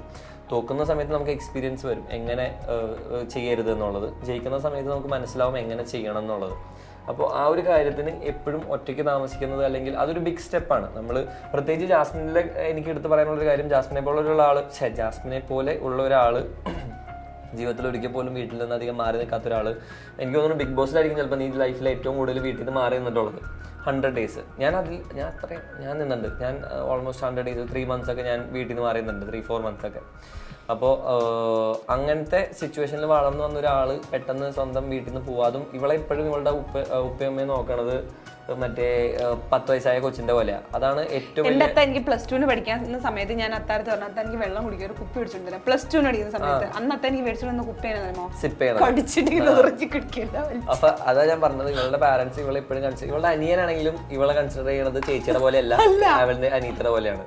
അപ്പോൾ അങ്ങനെ കൊണ്ടു നടക്കുന്ന ഒരാൾ പെട്ടെന്ന് ഒരു സുപ്രഭാതത്തിൽ വീട്ടിൽ നിന്ന് മാറി ഒറ്റയ്ക്ക് താമസിക്കാന്ന് പറയുന്ന സമയത്ത് അവൾ ഫേസ് ചെയ്യാൻ പോകുന്ന ചാലഞ്ചുകൾ ആലോചിച്ചിട്ടും കാണാൻ പറ്റില്ലല്ലോ എന്നുള്ള വിഷമം കൊണ്ടൊക്കെ എല്ലാ വീട്ടുകാർക്കും നാച്ചുറലി വരാവുന്ന ഒരു സാധനമാണ് ഒരു ഒബ്ജക്ഷൻ. പക്ഷെ ഇതിലെടുത്ത് പറയേണ്ട ഒരു കാര്യം, പറഞ്ഞ് മനസ്സിലാക്കി എന്താണ് കൊച്ചിയിൽ വന്നതുകൊണ്ട് ജാസ്മിന് ഒരുപാട് ഗുണങ്ങളുണ്ട്, നഷ്ടങ്ങളുണ്ട്. ഗുണങ്ങൾ എന്താന്ന് വെച്ചിട്ടുണ്ടെങ്കിൽ, അവളുടെ ലൈഫിൽ അവൾ ഫേസ് ചെയ്യാത്ത ചലഞ്ചുകൾ അവൾ ഫേസ് ചെയ്ത് തുടങ്ങി. അവൾ സ്വന്തമായിട്ട് കാര്യപ്രാപ്തിയോടുകൂടെ സ്വന്തം കാര്യങ്ങൾ ഒറ്റയ്ക്ക് ഫുഡ് വെച്ച് അല്ലെങ്കിൽ ഫുഡ് മേടിച്ച് കഴുകി മേശ തുടച്ച് ബാത്റൂം കഴുകണം, വാഷ് ബേസിൻ കഴുകണം, അത് ചെയ്യണം, ഇത് ചെയ്യണം, എല്ലാത്തിനും ഉപരി ഒരു ഉത്തരവാദിത്തം എന്നുള്ള രീതിയിൽ കുഞ്ഞുണ്ട്. അപ്പൊ കുഞ്ഞിന്റെ കാര്യങ്ങളും നോക്കി. അപ്പൊ ടോട്ടലി അപ്പൊ എല്ലാ കാര്യങ്ങളിലും ഉത്തരവാദിത്തോടുകൂടി ജാസ്മിൻ ചെയ്യുന്നുണ്ട്. ആ കാര്യത്തിൽ ജാസ്മിന് അത് എപ്പോഴും ഭാവിയിലേക്ക് അത് വളരെ നല്ലതായിട്ടേ വരുള്ളൂ എന്നാണ് ഞാൻ വിശ്വസിക്കുന്നത്. അപ്പൊ വീട്ടുകാർ അങ്ങനെ പറഞ്ഞ് ഞാൻ എന്റെ കാര്യങ്ങൾ എന്താണ് ഏതൊക്കെയാണ്, ഞാനിപ്പോ ഞാൻ ബിഗ് ബോസിൽ പോകുന്നതിന് മുമ്പ് കൊല്ലത്തുണ്ടായിരുന്ന സമയത്തും മന്ത്ലി ഒരു 2 വട്ടമൊക്കെ ഞാൻ കൊച്ചിയിലേക്ക് വരുമായിരുന്നു. അപ്പൊ അതൊക്കെ ഒന്ന് മാറ്റാം, അല്ലെങ്കിൽ കൂടുതൽ വർക്ക് ഓപ്പർച്യൂണിറ്റീസ്, പിന്നെ അങ്ങനെ ഒരുപാട് കാര്യങ്ങളുണ്ട്, വേറെ ഒരുപാട് ഒരുപാട് ഒരുപാട് റീസൺസ് ഉണ്ട്. അപ്പൊ എല്ലാ കാര്യങ്ങളും വീട്ടുകാരെ പറഞ്ഞ് കൺവിൻസ് ചെയ്ത് ആദ്യം സമ്മതിച്ചു എന്നല്ല, പെയ്യെ ഗ്രാജുവലി അവർക്ക് മനസ്സിലായി. ഇപ്പൊ കുഴപ്പമില്ല. സോഷ്യൽ ആങ്സൈറ്റി കുറയും. അതായത് വീട്ടിൽ നിൽക്കുമ്പോൾ നമ്മൾ അധികം പുറത്തുനിന്നുള്ള ആൾക്കാരെ കാണണമെന്നില്ലല്ലോ. പിന്നെ ഇപ്പോൾ സിനിമയാണ് അല്ലെങ്കിൽ അങ്ങനത്തെ ഒരു ബിഗർ പിക്ചറിലേക്ക് നോക്കുന്ന സമയത്ത് it's always good to have exposure. ചേച്ചി എനിക്ക് ഭയങ്കര ഇഷ്ടമാണ്. ഈവൻ BBL ഹേറ്റേഴ്സ് ഉള്ള ടൈമിലും still and me and my friends fight for you. Thank you so much. ഈ ഒരു കാര്യത്തിൽ എനിക്ക് എടുത്തു പറയാനുള്ള ഒരു കാര്യം എന്താണെന്ന് വെച്ചിട്ടുണ്ടെങ്കിൽ, ബിഗ് ബോസിൽ ഉണ്ടായിരുന്ന സമയത്ത് എന്നെ സപ്പോർട്ട് ചെയ്യുക അല്ലെങ്കിൽ എൻ്റെ കൂടെ നിൽക്കുക എന്ന് പറയുന്നത് ഭയങ്കര ഡിഫിക്കൽട്ടായിട്ടുള്ളൊരു കാര്യമായിരുന്നു. അതെനിക്ക് നന്നായിട്ട് അറിയാം. അതിൻ്റെ കാരണം എന്താണെന്ന് വെച്ചിട്ടുണ്ടെങ്കിൽ, അന്നത്തെ പല റീസൺ കൊണ്ടും എന്നെ പിക്ചർ ചെയ്യപ്പെട്ട കാരണങ്ങൾ കൊണ്ട്, അല്ലെങ്കിൽ എനിക്ക് ഉണ്ടായിരുന്ന നറേറ്റീവിനെ കുറിച്ച്, അല്ലെങ്കിൽ PR ടീമുകളുടെ അറ്റാക്ക്, വെട്ടുകളികളുടെ ആക്രമണം, ഇതെല്ലാം കാരണങ്ങൾ കൊണ്ടും പബ്ലിക്കായിട്ട് വന്ന് എന്നെ സപ്പോർട്ട് ചെയ്യുക എന്നുള്ളത്, അല്ലെങ്കിൽ എനിക്ക് വേണ്ടി സംസാരിക്കുക എന്ന് പറയുന്നത് ഭയങ്കര ഡിഫിക്കൽട്ടായിട്ടുള്ളൊരു കാര്യം ആയിരുന്നു എന്നുള്ളത് ആരെക്കാളും നന്നായിട്ട് എനിക്കറിയാം. പക്ഷേ ആ ഒരു കാര്യത്തിൽ ഞാൻ ഭയങ്കര ബ്ലെസ്ഡ് ആണ്. എനിക്ക് ദൈവത്തിൻ്റെ അനുഗ്രഹം കൊണ്ടും എൻ്റെ ലൈഫിലെ ഭാഗ്യം കൊണ്ടും ഒക്കെ എനിക്ക് എൻ്റെ ജീവിതത്തിൽ കുറച്ച് പേരുണ്ടായിരുന്നു. അവർ ആ സമയത്തും എനിക്ക് വേണ്ടി നിന്നു, ഫൈറ്റ് ചെയ്തു. ഞാൻ അതിലെടുത്ത് പറയേണ്ട കുറച്ച് പേരുണ്ട്. ഈ ഒരു അവസരത്തിൽ ഞാൻ ഇതിനു മുമ്പ് ഞാൻ ഇങ്ങനെ ഫോർമലായിട്ടുള്ള ഒരു താങ്ക് യു പറഞ്ഞു പോയിട്ടുണ്ടെങ്കിലും ഫോർമലായിട്ട് ഭയങ്കര എൻ്റെ ഇതായിട്ട് പറഞ്ഞിട്ടില്ല. From the bottom of my heart I M saying this. എടുത്ത് പറയേണ്ട 2-3 പേരുകൾ എന്ന് പറഞ്ഞിട്ടുണ്ടെങ്കിൽ, ആദ്യത്തെ ഹെൻറിയും നൈസനും മനുവും അരുണും ഒക്കെയാണ്. ഹെൻറിയും നൈസനും ആണ് അതിൽ ഏറ്റവും കൂടുതൽ ബുദ്ധിമുട്ടിയിട്ടുള്ളത്. ഹെൻറിനെയാണ് ഞാൻ എല്ലാം ഏൽപ്പിച്ചു പോയത്. ചെന്നൈയിൽ നിന്ന് ശ്രീലക്ഷ്മി വിളിക്കും, ഹെൻറി അടുത്ത ആഴ്ചത്തെ ഡ്രസ്സ് എന്ന് പറയുന്ന സമയത്ത് ഹെൻറി എറണാകുളത്തേക്ക് ഓടണം. മറ്റേ ജോലിയൊക്കെ വിട്ട് എറണാകുളത്തേക്ക് ഓടുന്നു, അവിടെ നിന്ന് ഡ്രസ്സ് പറക്കുന്നു, അവിടെ നിന്ന് ഇത് ചെയ്യുന്നു, വീട്ടിൽ പോയി പൈസ മേടിക്കുന്നു, അങ്ങോട്ട് ചെയ്യുന്നു ഇങ്ങോട്ട് ചെയ്യുന്നു, പിന്നെ അത് പാഴ്സൽ ചെയ്യുന്നു. നൈസൻ ഇത് ചെന്നൈയിൽ നിന്ന് കളക്ട് ചെയ്ത് ചെന്നൈയിൽ നിന്ന് ഇവരുടെ ഓഫീസിലേക്ക് എത്തിച്ചു കൊടുക്കുന്നു. അവിടെ നിന്ന് എനിക്ക് അത്യാവശ്യം വേണ്ട സാധനങ്ങളെല്ലാം സിറ്റിയിൽ നിന്ന് തന്നെ മേടിച്ച് 1 മണിക്കൂറെന്തോ അവന് ട്രാവൽ ചെയ്യണം. അങ്ങനെ വന്ന് ബിഗ് ബോസിൻ്റെ സെറ്റിൽ കൊണ്ടു കൊടുക്കുന്നു. ഞാൻ ഇറങ്ങുന്ന ദിവസം എൻ്റെ കൂടെ വന്ന ക്രൂവൽ മെമ്പർ പറഞ്ഞെന്താണെന്ന് വെച്ചിട്ടുണ്ടെങ്കിൽ, നിങ്ങൾ ഇറങ്ങിയതിന് ശേഷം നൈസിന് ഹെൻറിക്കൊക്കെ എന്തെങ്കിലും മേടിച്ചു കൊടുക്കണം കേട്ടോ, ഭയങ്കര അവരെ എങ്ങനെയെങ്കിലും നല്ല രീതിയിൽ ട്രീറ്റ് ചെയ്യണം കേട്ടോ എന്നൊക്കെ പറഞ്ഞു. അപ്പം എനിക്ക് മനസ്സിലായി അവർ എത്രത്തോളം ബുദ്ധിമുട്ടിയിട്ടുണ്ടെന്നുള്ളത്. പിന്നെ അവർ സോഷ്യൽ മീഡിയ ഹാൻഡിൽ ചെയ്തോ അല്ലെങ്കിൽ ഇങ്ങനെ ഒരു കോൺട്രവേഴ്സി വരുമ്പോൾ അതിനെ എങ്ങനെ ഡീൽ ചെയ്യണമെന്നൊന്നും പരിചയമില്ലാത്ത ആൾക്കാരായിരുന്നു. പിന്നെ എന്നിട്ടും അവർ പഠിച്ച പണി 18 പറ്റി. ഇടയ്ക്ക് എപ്പോഴോ മാസ് റിപ്പോർട്ടിങ് വന്നിട്ട് എൻ്റെ അക്കൗണ്ട് പോയി. അപ്പോഴും അവരെങ്ങനെയൊക്കെയോ ആരെയൊക്കെയോ പോയി 2-3 പേരുടെ അക്കൗണ്ടുകൾ പോയിട്ട് അതിൽ തിരിച്ചു വന്ന ഒരേ ഒരു അക്കൗണ്ടുള്ളൂ, അത് എൻ്റെയാണ്. ഇൻസ്റ്റാഗ്രാം മറ്റേ റിപ്പോർട്ട് ചെയ്ത് പോയതിന് ശേഷം തിരിച്ചു വന്നിട്ടുള്ള ഒരേ ഒരു അക്കൗണ്ടുള്ളൂ, അത് എൻ്റെയാണ്. ബിഗ് ബോസിൽ കുറെ പേരുടെ പോയി. നമ്മുടെ ജിൻഡോ ജണ്ട പോയി, അൻസിബയുടെ പോയി, കുറെ പേരുടെ പോയി, അപ്സരയുടെ പോയി. അപ്പൊ ഇതൊക്കെ റിപ്പോർട്ടിങ്ങും PR കൊണ്ടൊക്കെ പോയതാ. പക്ഷെ തിരിച്ചു വന്ന എന്റെ ഉള്ളൂ. കാരണം അവന്മാര് പോയി, നിന്റെ ആക്റ്റീവ് ആയിരുന്നില്ലല്ലോ എന്റെ അക്കൗണ്ടിനകത്ത് 3 പൂച്ച ഒരുമിച്ച് പെറ്റിടക്കിയിരുന്നു. അപ്പൊ എന്നിട്ടും ഇവന്മാർ അത് തിരിച്ചു കൊണ്ടു. എനിക്ക് ഡ്രസ്സുകൾ കറക്റ്റായിട്ട് എത്തിച്ചു. ഹെൻറി ഒക്കെ എന്ന് പറഞ്ഞിട്ടുണ്ടെങ്കിൽ 2ാമത്തെ ആഴ്ചയിലത്തെ ഹെയ്റ്റ് ഒക്കെ കണ്ടിട്ട് പുള്ളിക്ക് തന്നെ അറിഞ്ഞൂടെ എങ്ങനെ ഡീൽ ചെയ്യണമെന്ന്. അവൻ പോയി പ്രാർത്ഥിച്ച് മെഴുകിരിയൊക്കെ കത്തിച്ചിട്ടുണ്ട്, ദൈവമേ ഇവനെ എങ്ങനെയെങ്കിലും പുറത്താക്കി ഇറക്കി വിടണം എന്നുള്ള രീതിയിൽ. എന്നെ മറ്റേ ലാലേട്ടൻ എന്നെയും ചിന്നോചേട്ടനും കൂടി ഔട്ടാക്കിയ ദിവസം ഇവര് പടക്കം കൊണ്ട് ആസ്വദിക്കണം, സെറ്റ് രക്ഷപ്പെട്ടെന്നൊക്കെ പറഞ്ഞിരിക്കുമായിരുന്നു. പക്ഷെ എന്നിട്ടും അവർ സപ്പോർട്ട് ചെയ്തു. പിന്നെ എടുത്ത് പറയേണ്ട കുറച്ച് പേരുകൾ എന്താണെന്ന് വെച്ചിട്ടുണ്ടെങ്കിൽ, പബ്ലിക് ഫിഗേഴ്സ് ആയിട്ടുള്ള എൻ്റെ കുറച്ച് ഫ്രണ്ട്സ് ഉണ്ട്. ഞാൻ ഇതിനു മുമ്പ് പലപ്പോഴും ഞങ്ങൾ ഒരുമിച്ച് നടക്കുന്നതും ഇന്റർവ്യൂ ചെയ്യാറോ ഒക്കെ ചെയ്തിട്ടുണ്ടെങ്കിലും, ഒരു നെഗറ്റീവ് സിറ്റുവേഷൻ വരുന്ന സമയത്ത് അല്ലെങ്കിൽ ഒരു നമ്മുടെ ജീവിതത്തിൽ ഡൗൺഫോളുകൾ വരുമ്പോഴാണ് നമ്മളുടെ റിയൽ ആയിട്ടുള്ള ആളുകൾ ആരാന്നുള്ളത് നമുക്ക് മനസ്സിലാവുന്നത്. ആ ഡൗൺഫോൾ വന്ന സമയത്ത് എൻ്റെ കൂടെ വന്നിട്ടുള്ള കുറച്ച് ഫ്രണ്ട്സ് ഉണ്ട്. അതിൽ എടുത്ത് പറയേണ്ട കുറച്ച് പേരുകളുണ്ട്. ബിഗ് ബോസിൽ പോണേക്കാളും മുമ്പാണെങ്കിൽ എനിക്ക് ബിഗ് ബോസിൽ പോയിട്ടുള്ള 2-3 ഫ്രണ്ട്സ് ഉണ്ടായിരുന്നു. ഇപ്പോൾ DC ആയാലും റംസാൻ ആണെങ്കിലും അങ്ങനെ കുറച്ച് പേര്. അവരോട് ഞാൻ പോണതിന് മുമ്പ് ഞാൻ ജസ്റ്റ് സംസാരിച്ചിട്ടുണ്ട്. അലസാൻഡ്ര, അവരൊക്കെ എൻ്റെ ഫ്രണ്ട്സ് ആയിരുന്നു. പിന്നെ ബിഗ് ബോസിൽ നിന്ന് ഇറങ്ങിയതിന് ശേഷം എൻ്റെ ലൈഫ് ടൈമിൽ ഒരുപാട് നാളായിട്ട് എൻ്റെ കൂടെ നിൽക്കുന്ന കുറച്ച് പേരുണ്ട്. പബ്ലിക് ഫിഗേഴ്സാണ്. ഇപ്പോൾ സാനിയ ആയിക്കോട്ടെ, യാമി ആയിക്കോട്ടെ, DC ആയിക്കോട്ടെ, ഇവരെല്ലാം, ആഡിസ് ആയിക്കോട്ടെ, ഒരുപാട് പേരുണ്ട്. പിന്നെ എന്നെ സപ്പോർട്ട് ചെയ്ത് എൻ്റെ പോസ്റ്റിൻ്റെ താഴെ തെറി വരുമ്പോഴും ആ തെറി ഏറ്റെടുത്തുകൊണ്ട് അവിടെ വന്ന് നിന്ന് എനിക്ക് വേണ്ടി ഇവനിങ്ങനെയല്ല, you don't deserve this hate എന്നൊക്കെ പറഞ്ഞിട്ട് പബ്ലിക്കായിട്ട് പോസ്റ്റ് ഇട്ട് അതിൻ്റെ പേരിൽ വെട്ടുകിളി ആക്രമണവും അല്ലെങ്കിൽ ഈ പറയുന്ന ബുദ്ധിമുട്ടുകൾ നേരിട്ടിട്ടുള്ള ഒരുപാട് പേരുണ്ട്. കാരണം ഇതിലെ ബേസിക്, ഞാൻ വലിച്ചു നീട്ടല്ല, ഇതിലെ ബേസിക് സംഭവം എന്താണെന്ന് വെച്ചാൽ ഞാൻ എന്താണെന്ന് അവർക്ക് അറിയാമായിരുന്നു. എന്നെ അവിടെ ചെന്നതിന് ആ സാഹചര്യത്തിൽ എന്താണ് സംഭവിച്ചതെന്ന് അവർക്ക് അറിയില്ലായിരുന്നു. പക്ഷെ അവരെ സംബന്ധിച്ച് അവർ കണ്ടിട്ടുള്ള ആൾ ഇതല്ല എന്ന് അവർക്ക് അറിയാവുന്നതുകൊണ്ട് അവരെൻ്റെ കൂടെ നിന്നിട്ട് അവരെ എനിക്ക് വേണ്ടി സപ്പോർട്ട് ചെയ്തു. കുറേയൊക്കെ ബുദ്ധിമുട്ടി. അപ്പോൾ ഈ ഒരു അവസരത്തിൽ എനിക്ക് പറയാനുള്ളത് എന്താണെന്ന് വെച്ചിട്ടുണ്ടെങ്കിൽ, നിങ്ങൾ എനിക്ക് വേണ്ടി നിന്ന സമയത്ത് എൻ്റെ ഫ്രണ്ട്സിൻ്റെ കാര്യം മാത്രമല്ല ഇവിടെ ഞാൻ പറയണം, റാൻഡമായിട്ട് എനിക്ക് ഒരുപാട് ഇമെയിലുകളൊക്കെ വന്നു. എനിക്കൊരു 1000, 2000, 3000 ഇമെയിൽ വന്നു ഞാൻ ഇറങ്ങിയ ദിവസം. അതിലെല്ലാവരും ഒരുപാട് പേര് പറഞ്ഞതെന്ന് വെച്ചിട്ടുണ്ടെങ്കിൽ പബ്ലിക്കായിട്ട് പറയാൻ ഭയങ്കര ബുദ്ധിമുട്ടായിരുന്നു. എൻ്റെ അപ്പനും അമ്മയ്ക്കും അടക്കം എല്ലാവരും വന്ന് വിളിക്കുമായിരുന്നു, ഗബ്രീനെ സപ്പോർട്ട് ചെയ്ത് കഴിഞ്ഞിട്ടുണ്ടെങ്കിൽ വെട്ടുകിളി ആക്രമണമായിരുന്നു എന്നൊക്കെ പറഞ്ഞിട്ട് കുറേ ഉണ്ടായിരുന്നു. എന്നിട്ടും സപ്പോർട്ട് ചെയ്ത ഒരുപാട് പേരുണ്ട്. അപ്പോൾ അവരോട് എനിക്ക് ആദ്യം പറയാനുള്ളത് ഒരു സോറിയാണ്. I'm so sorry that you had to go through all of those negativity because you stood for me. And രണ്ടാമത്തെ കാര്യം, thank you so much from the bottom of my heart. എൻ്റെ ഹൃദയത്തിൻ്റെ അടിത്തട്ടിൽ നിന്ന് നിങ്ങളോട് ഞാൻ നന്ദി പറയാണ് എനിക്ക് വേണ്ടി നിന്നതിന്. And I will always be grateful for that. You guys are in my mind all the time. അപ്പോൾ that was a very difficult thing to do, പക്ഷേ still you did it. You guys a very special for me. Thank you so much. Okay, എനിക്ക് പിന്നെ എന്താ പറയാ, എന്നെ പണ്ട് തൊട്ട് ഇഷ്ടപ്പെടുന്ന, ബിഗ് ബോസിൽ പോയിട്ട് ഇഷ്ടപ്പെട്ട് ഇപ്പോഴും ഇഷ്ടപ്പെടുന്ന ഒരുപാട് ആൾക്കാരുണ്ട്. അപ്പോൾ അവരോടൊക്കെ ഒരുപാട് ഒരുപാട് ഒരുപാട് ഒരുപാട് ഒരുപാട് താങ്ക്സ് ഉണ്ട്. പിന്നെ ഇവൻ്റെ ഭാഗ്യമായിരുന്നു ഇവൻ്റെ കുറച്ച് ഫ്രണ്ട്സ് എന്ന് പറഞ്ഞാൽ അവർക്ക് അറിയായിരുന്നു BBയിൽ കണ്ട ഗബ്രി അല്ല ശരിക്കും അവർക്ക് അറിയാവുന്ന, അല്ലെങ്കിൽ അവർ മുമ്പ് കണ്ടിട്ടുള്ള ഗബ്രി എന്നുള്ള രീതിയിൽ അവർ എതിർത്ത് നിന്നു. എനിക്ക് അങ്ങനെ എന്താ പറയാ, എനിക്ക് വളരെ കുറച്ച് ഫ്രണ്ട്സേ ഉണ്ടായിരുന്നുള്ളൂ. പക്ഷെ അതിനകത്ത് ഒരുപാട് പേര് എനിക്ക് അറിഞ്ഞുള്ളൂ, അവരെ തെറ്റിദ്ധരിച്ചതാണോ എന്താണെന്ന് അറിയില്ല. കാരണം എന്നെ മുമ്പേ അറിയാവുന്ന ആൾക്കാരാണ്. 2-3 പേരൊക്കെ, അർജുന, ആനന്ദൊക്കെ നിന്നിട്ടുണ്ട് കേട്ടോ. ആനന്ദൊന്നും എവിടെ, ആനന്ദ് ഇറങ്ങിയ സമയത്തൊക്കെ ആനന്ദിനോടെന്ന് പറഞ്ഞത്, ഞങ്ങൾക്ക് അറിയാം ആ കണ്ട നീ അല്ല നീ എന്നുള്ളത്, പക്ഷെ ഞങ്ങൾക്ക് ഒന്നും ചെയ്യാൻ പറ്റില്ല. കാരണം അവർക്കൊന്നും ചെയ്യാൻ പറ്റില്ല. അവർ ഈ പറയുന്ന നമുക്ക് മീഡിയയിലുള്ള ആൾക്കാരല്ല, ഒന്നുമല്ല. പോരാത്തന്നെ ഇവരോട് പോവാൻ നേരത്തെ ഞാൻ ഒന്നും ഏൽപ്പിച്ചു പോയിട്ടില്ല. എന്റെ ഡ്രസ്സായാലും നല്ല രീതിക്ക് പണിയുന്നതാണ്. അത് പോട്ടെ, അത് അങ്ങനെയൊക്കെ പോയി. പിന്നെ എനിക്ക് വിഷമമുള്ളത് പറയണ്ടല്ലോ. വിഷമം നമ്മൾ നെഗറ്റിവിറ്റി ഒന്നും ഇതിൽ പിടിക്കാനുള്ള പോട്ടെ. സംഭവം എന്താണെന്ന് വെച്ചാൽ, ജീവിതത്തിൽ ചില സമയത്ത് ദൈവമായിട്ടൊരു അവസരം തരും, അതായത് ഫിൽട്ടർ ചെയ്യാനായിട്ട്. നമ്മുടെ കൂടെ നിൽക്കുന്ന റിയൽ ആയിട്ടുള്ള ആരാണ്, ഏത്.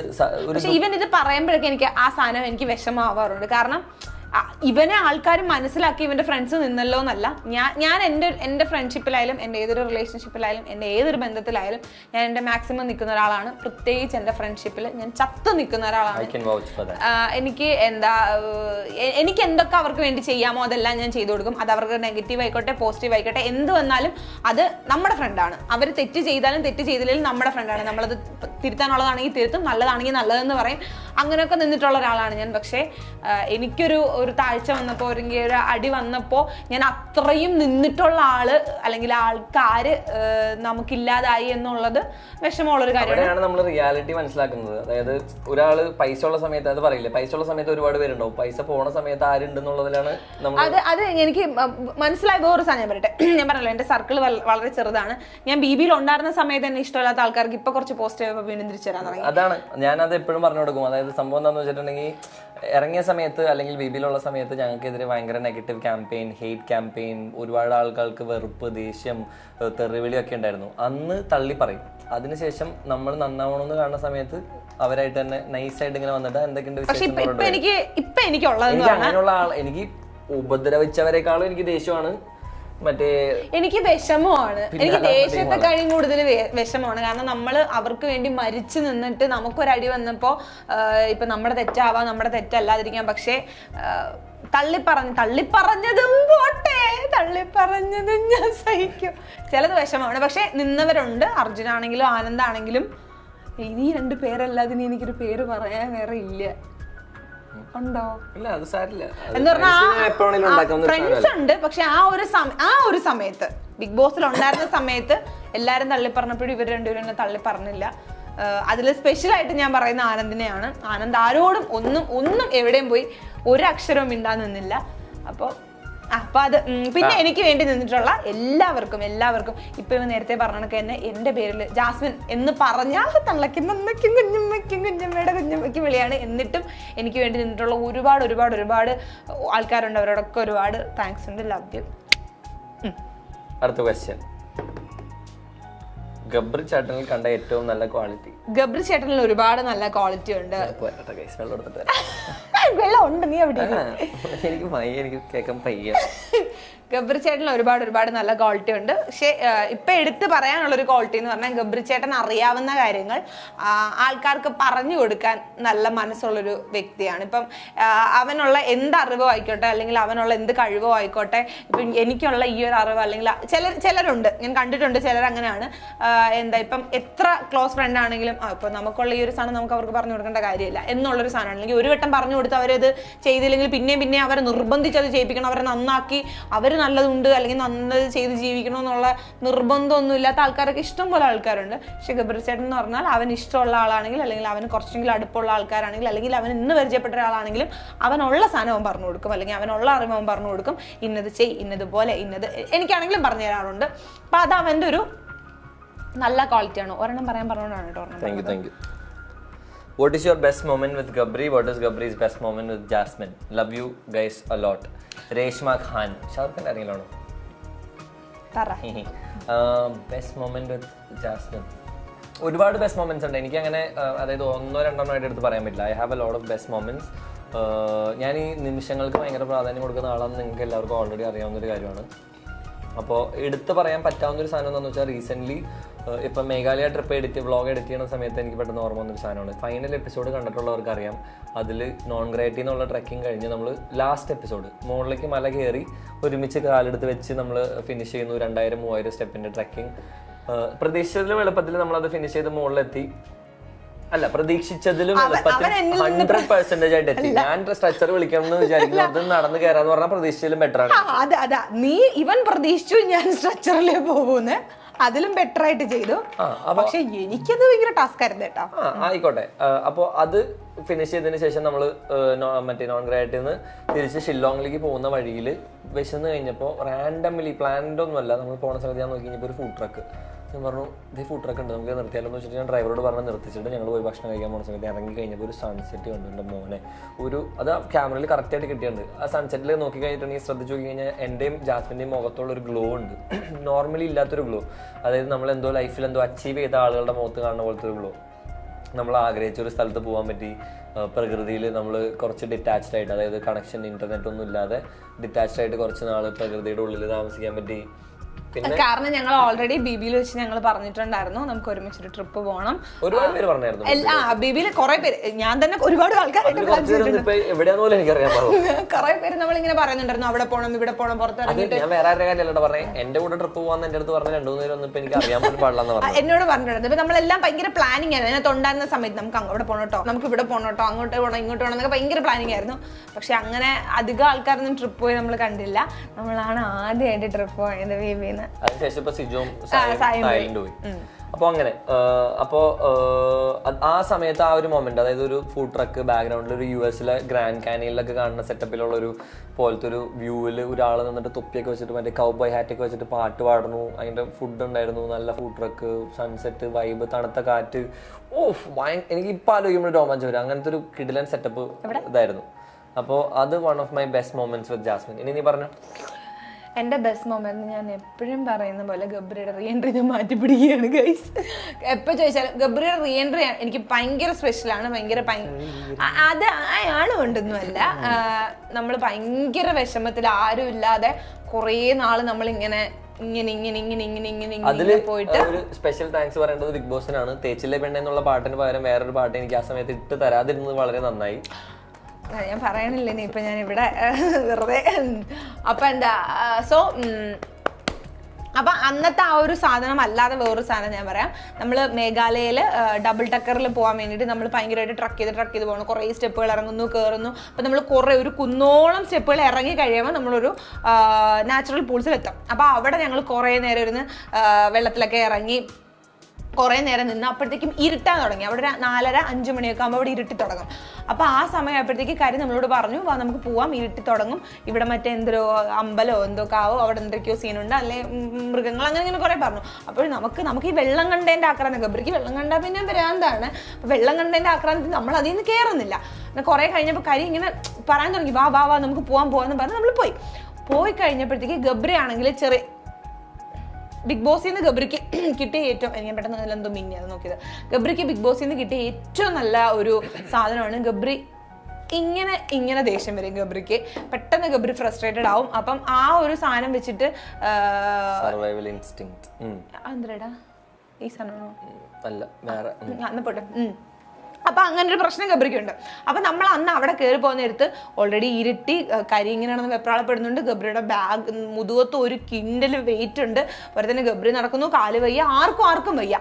എന്നിട്ടും ഗബ്രി എല്ലാ ഫ്രസ്ട്രേഷനും ഇങ്ങനെ ചുരുട്ടി വെച്ച് ഗബ്രിയുടെ ദേഷ്യം ഒതുക്കി. എനിക്കൊന്നും ഒട്ടും വയ്യ കേട്ടാ. എനിക്കാണെങ്കിൽ കാല് ഞാൻ എന്താ പറയുന്നത്, ഞാൻ ഇങ്ങനെ നടക്കുമ്പോൾ എൻ്റെ മുട്ടി ഇങ്ങനെ മുടങ്ങുക. അപ്പൊ എനിക്ക് അങ്ങനെ ആകെ ഫുള്ള് വയ്യാതെ തല കറങ്ങുന്നു, അതാവുന്നു ഇതാവുന്നു. അങ്ങനെ ഫുള്ള് ഞാൻ നശിച്ചപ്പോ ഗബ്രി എൻ്റെ അടുത്ത് കൈയൊക്കെ പിടിച്ചിട്ട് വാ നമുക്ക് കയറാൻ പറ്റും. എന്നെ സംബന്ധിച്ച് എങ്ങനെയെങ്കിലും അത് തീർക്കണം. കാരണം പാതിരാത്രി കാട്ടിൽ ഒടുക്കത്ത് ഇരുട്ടും മറ്റേ നനഞ്ഞ് കുതിർന്ന ഡ്രസ്സ് ഇട്ടിട്ട് എങ്ങനെയെങ്കിലും നമ്മൾ എക്സിറ്റ് അവിടെ ഫിനിഷിംഗ് പോയിന്റിൽ എത്തണം എന്നുള്ളതായിരുന്നു എൻ്റെ ഒരു ലക്ഷ്യം. ഞാൻ യൂഷ്വലി ആളുകളോട് അത്ര സോഫ്റ്റ് ആയിട്ടുള്ള ഒരാളല്ല. ഞാൻ കുറച്ച് കൽപ്പനാണ്. പക്ഷെ പണ്ട് ഇവൻ കൽപ്പനല്ലെന്നാണ് ഞാൻ എന്റെ കേട്ടറിവ്. എനിക്കറിയില്ല. കൽപ്പന എന്ന് അറിയപ്പെടാനാണ് എനിക്ക്. ഞാൻ ഇതിപ്പോലും പറയിട്ട് പൊക്കി പറയാണ്. അപ്പൊ ഇവൻ കയറാൻ നേരത്തെ ഇവൻ എന്നെ ഇങ്ങനെ ഭയങ്കര സമാധാനത്തിൽ എന്റെ കൈയൊക്കെ പിടിച്ചിട്ട് വാ നമുക്ക് കയറാൻ എന്നൊക്കെ പറഞ്ഞ് ഗബ്രി ചുമ്മാ കാടിന്റെയും മേടിന്റെയും കഥകളൊക്കെ പറഞ്ഞു പറഞ്ഞാൽ ഞാൻ എന്റെ വേദനകൾ മറന്ന് ഇവൻ പറയുന്നതിൽ നമ്മൾ ലയിച്ച് പോകണമെന്നുള്ള രീതിയിൽ ഇവൻ വേറെ സാധനങ്ങൾ എടുത്തിട്ട് ടോപ്പിക്ക് ചേഞ്ച് ചെയ്ത് എന്നിട്ട് നമ്മൾ നടക്കുന്ന സ്റ്റിക്കിൽ എന്നിട്ട് ഗബ്രിന്റെ അടുത്ത് എന്റെ 5 സ്റ്റെപ്പ് 10 സ്റ്റെപ്പ് എന്ന് പറഞ്ഞാൽ മുകളിലോട്ട് ഇനി 1000-500 സ്റ്റെപ്പ് ഉണ്ട് ഗബ്രി. പക്ഷേ നമുക്കൊരു 5 സ്റ്റെപ്പ് കിടക്കാം, ഒരു 10 സ്റ്റെപ്പ് കിടക്കാം. അതും നടക്കുന്ന മറ്റേ സ്റ്റിക്കില് 1 2 3 എന്നൊക്കെ പറഞ്ഞ് അങ്ങനെയൊക്കെ പറഞ്ഞു കൊണ്ടുപോയപ്പോ എന്താ നമ്മളങ്ങനെ അവർക്ക് വയ്യാത്തത് അവർ നോക്കാതെ നമ്മളെ കൊണ്ടുപോകണമെങ്കിൽ അതിന് വലിയൊരു മനസ്സ് വേണം. അപ്പൊ എനിക്കത് ആ ഒരു മൊമെന്റ് ഭയങ്കര സ്പെഷ്യൽ ആയിരുന്നു. അതന്ന് എൻ്റെ അടുത്ത് കുറെ താങ്ക്സ് ഒക്കെ പറഞ്ഞായിരുന്നു. ജാസ്മിന് ഗബ്രിയിലും ഏറ്റവും ഇഷ്ടപ്പെട്ട ക്വാളിറ്റി, ഗബ്രിക്ക് ജാസ്മിനിലെ ഏറ്റവും ഇഷ്ടപ്പെട്ട quality. You guys together is A vibe. ഇത് വായിച്ചതാണ്. ഇല്ല, നിന്റെ ക്വാളിറ്റി ഞാൻ പറഞ്ഞു. ഇനി എന്റെ ക്വാളിറ്റി. ജാസ്മിനിൽ എനിക്ക് ഏറ്റവും ഇഷ്ടപ്പെട്ട ക്വാളിറ്റികൾ പറഞ്ഞാൽ ജാസ്മിൻ നെവർ ഗിവ് അപ്പ് എന്നുള്ളതാണ് മെയിൻ ആയിട്ടുള്ളത്. അതായത് she usually don't give up. അത് നല്ല കാര്യത്തിലാണെങ്കിലും ചീത്ത കാര്യത്തിലാണെങ്കിലും അത് തന്നെയാണ് ഒരു പോരായ്മയായിട്ടും എനിക്ക് തോന്നിയിട്ടുള്ള കാര്യം. അതായത് when it comes to friendship അല്ലെങ്കിൽ when it comes to relationship, Jasmine never gives up. അതായത് ഒറ്റയടിക്ക് ഒരിക്കലും ഒരാളെ വിട്ടുകൊടുക്കാൻ തയ്യാറല്ല. അത് എത്ര ബുദ്ധിമുട്ടിയിട്ടാണെങ്കിലും ബിഗ് ബോസിൽ തന്നെ നമ്മൾ കണ്ടിട്ടുണ്ടാവും. ഇപ്പോൾ മറ്റേ അടി കിട്ടിയാൽ പോലും, ചവിട്ട് കിട്ടിയാലും, പിന്നീന്ന് കുത്തിയാലും, എത്ര ഉപദ്രവിച്ചു കഴിഞ്ഞാലും, മുഖത്ത് തുപ്പിയാലും ജാസ്മിൻ വീണ്ടും ചെന്നിട്ട് അയ്യോ സാരില്ല പോട്ടെ. ഇത് തന്നെ ഒരുപാട് പേര് എൻ്റെ അടുത്ത് ഈ സെയിം സാധനം പറയുന്നുണ്ട്. അതിൻ്റെ നല്ല ഗുണം എന്താണെന്ന് വെച്ചിട്ടുണ്ടെങ്കിൽ മത്സരം അല്ലെങ്കിൽ ജീവിതത്തിൽ ഷീ നെവർ ഗിവ്സ് അപ്പ്. എത്ര വീണ് കഴിഞ്ഞാലും അവിടെ നിന്ന് എഴുന്നേറ്റ് വരാനായിട്ടുള്ളൊരു മനക്കെട്ടിയുണ്ട്. സെയിം ടൈം ടോക്സിക് ആയാലും എത്ര ബുദ്ധിമുട്ടിയിട്ടാണെങ്കിലും ഒരു വൃത്തികെട്ട ഒരു സിറ്റുവേഷനിൽ നിന്ന്, ഒരു ഫ്രണ്ട്ഷിപ്പിൽ നിന്ന് അല്ലെങ്കിൽ അങ്ങനത്തെ ഒരു കണ്ടീഷനിൽ നിന്ന് എഴുന്നേറ്റ് വരാനായിട്ടും പുള്ളിക്കാർ നോക്കില്ല. That is A down side. അതായത് എപ്പോഴൊക്കെയോ നല്ല മെമ്മറികൾ ഉണ്ടല്ലോ എന്ന് പറഞ്ഞിട്ട് അതുമ്മ പിടിച്ചിങ്ങനെ നിൽക്കും. അത് ശരിക്കും എനിക്ക് ഫീൽ ചെയ്തു. Sometimes holding on does more damage than letting go എന്ന് പറയില്ലേ, കേട്ടോ? ചില സമയത്ത് നമ്മൾ പിടിച്ചു നിൽക്കുന്നത് നമുക്ക് വിട്ട് കളയുന്നതിനേക്കാൾ കൂടുതൽ എന്തിലാവട്ടെ. അപ്പോൾ അങ്ങനത്തെ ഒരു പ്രശ്നമുണ്ട്. That is Jasmin. അപ്പോൾ ദാറ്റ്സ് എ ഗുഡ് ക്വാളിറ്റി. ഇനി നമുക്ക് എൻ്റെ കുറച്ച് ക്വസ്റ്റ്യൻസ് ഉണ്ടായിരുന്നു, അത് നോക്കാം. 1 lakh സെലിബ്രേഷൻ വീഡിയോയിൽ 4 ഇമ്പോർട്ടൻറ്റ് അനൗൺസ്മെന്റ് നെക്സ്റ്റ് 3 months ഉണ്ടെന്ന് പറഞ്ഞു. ഇനി അപ്ഡേറ്റ്സ്. ഓക്കെ, അത് സത്യം പറഞ്ഞു കഴിഞ്ഞാൽ അന്ന് ഞാൻ ഓർത്ത് വെച്ചിട്ടാണ് ഞാൻ പറഞ്ഞത് 4 ഇമ്പോർട്ടൻറ്റ് അപ്ഡേറ്റ്സ് എന്ന്. എന്താണെന്നുള്ളത് എനിക്കിപ്പോൾ ഓർമ്മയില്ല. എന്തോ ഡ്രീമെന്നോ അങ്ങനെയൊക്കെയല്ല ഞാൻ പറഞ്ഞത്. അതിലൊരെണ്ണം മേഘാലയ ട്രിപ്പായിരുന്നു. രണ്ടാമത്തെ ഞാനിപ്പോൾ നേരത്തെ പറഞ്ഞ പ്രോജക്റ്റ് ടുഗദർ. പിന്നെ മൂന്നാമത്തെ ഐ പ്രോബബ്ലി ഡോണ്ട് റിമെമ്പർ. ഇല്ല, ഏഷ്യാനെറ്റിന്റെ ഷോ.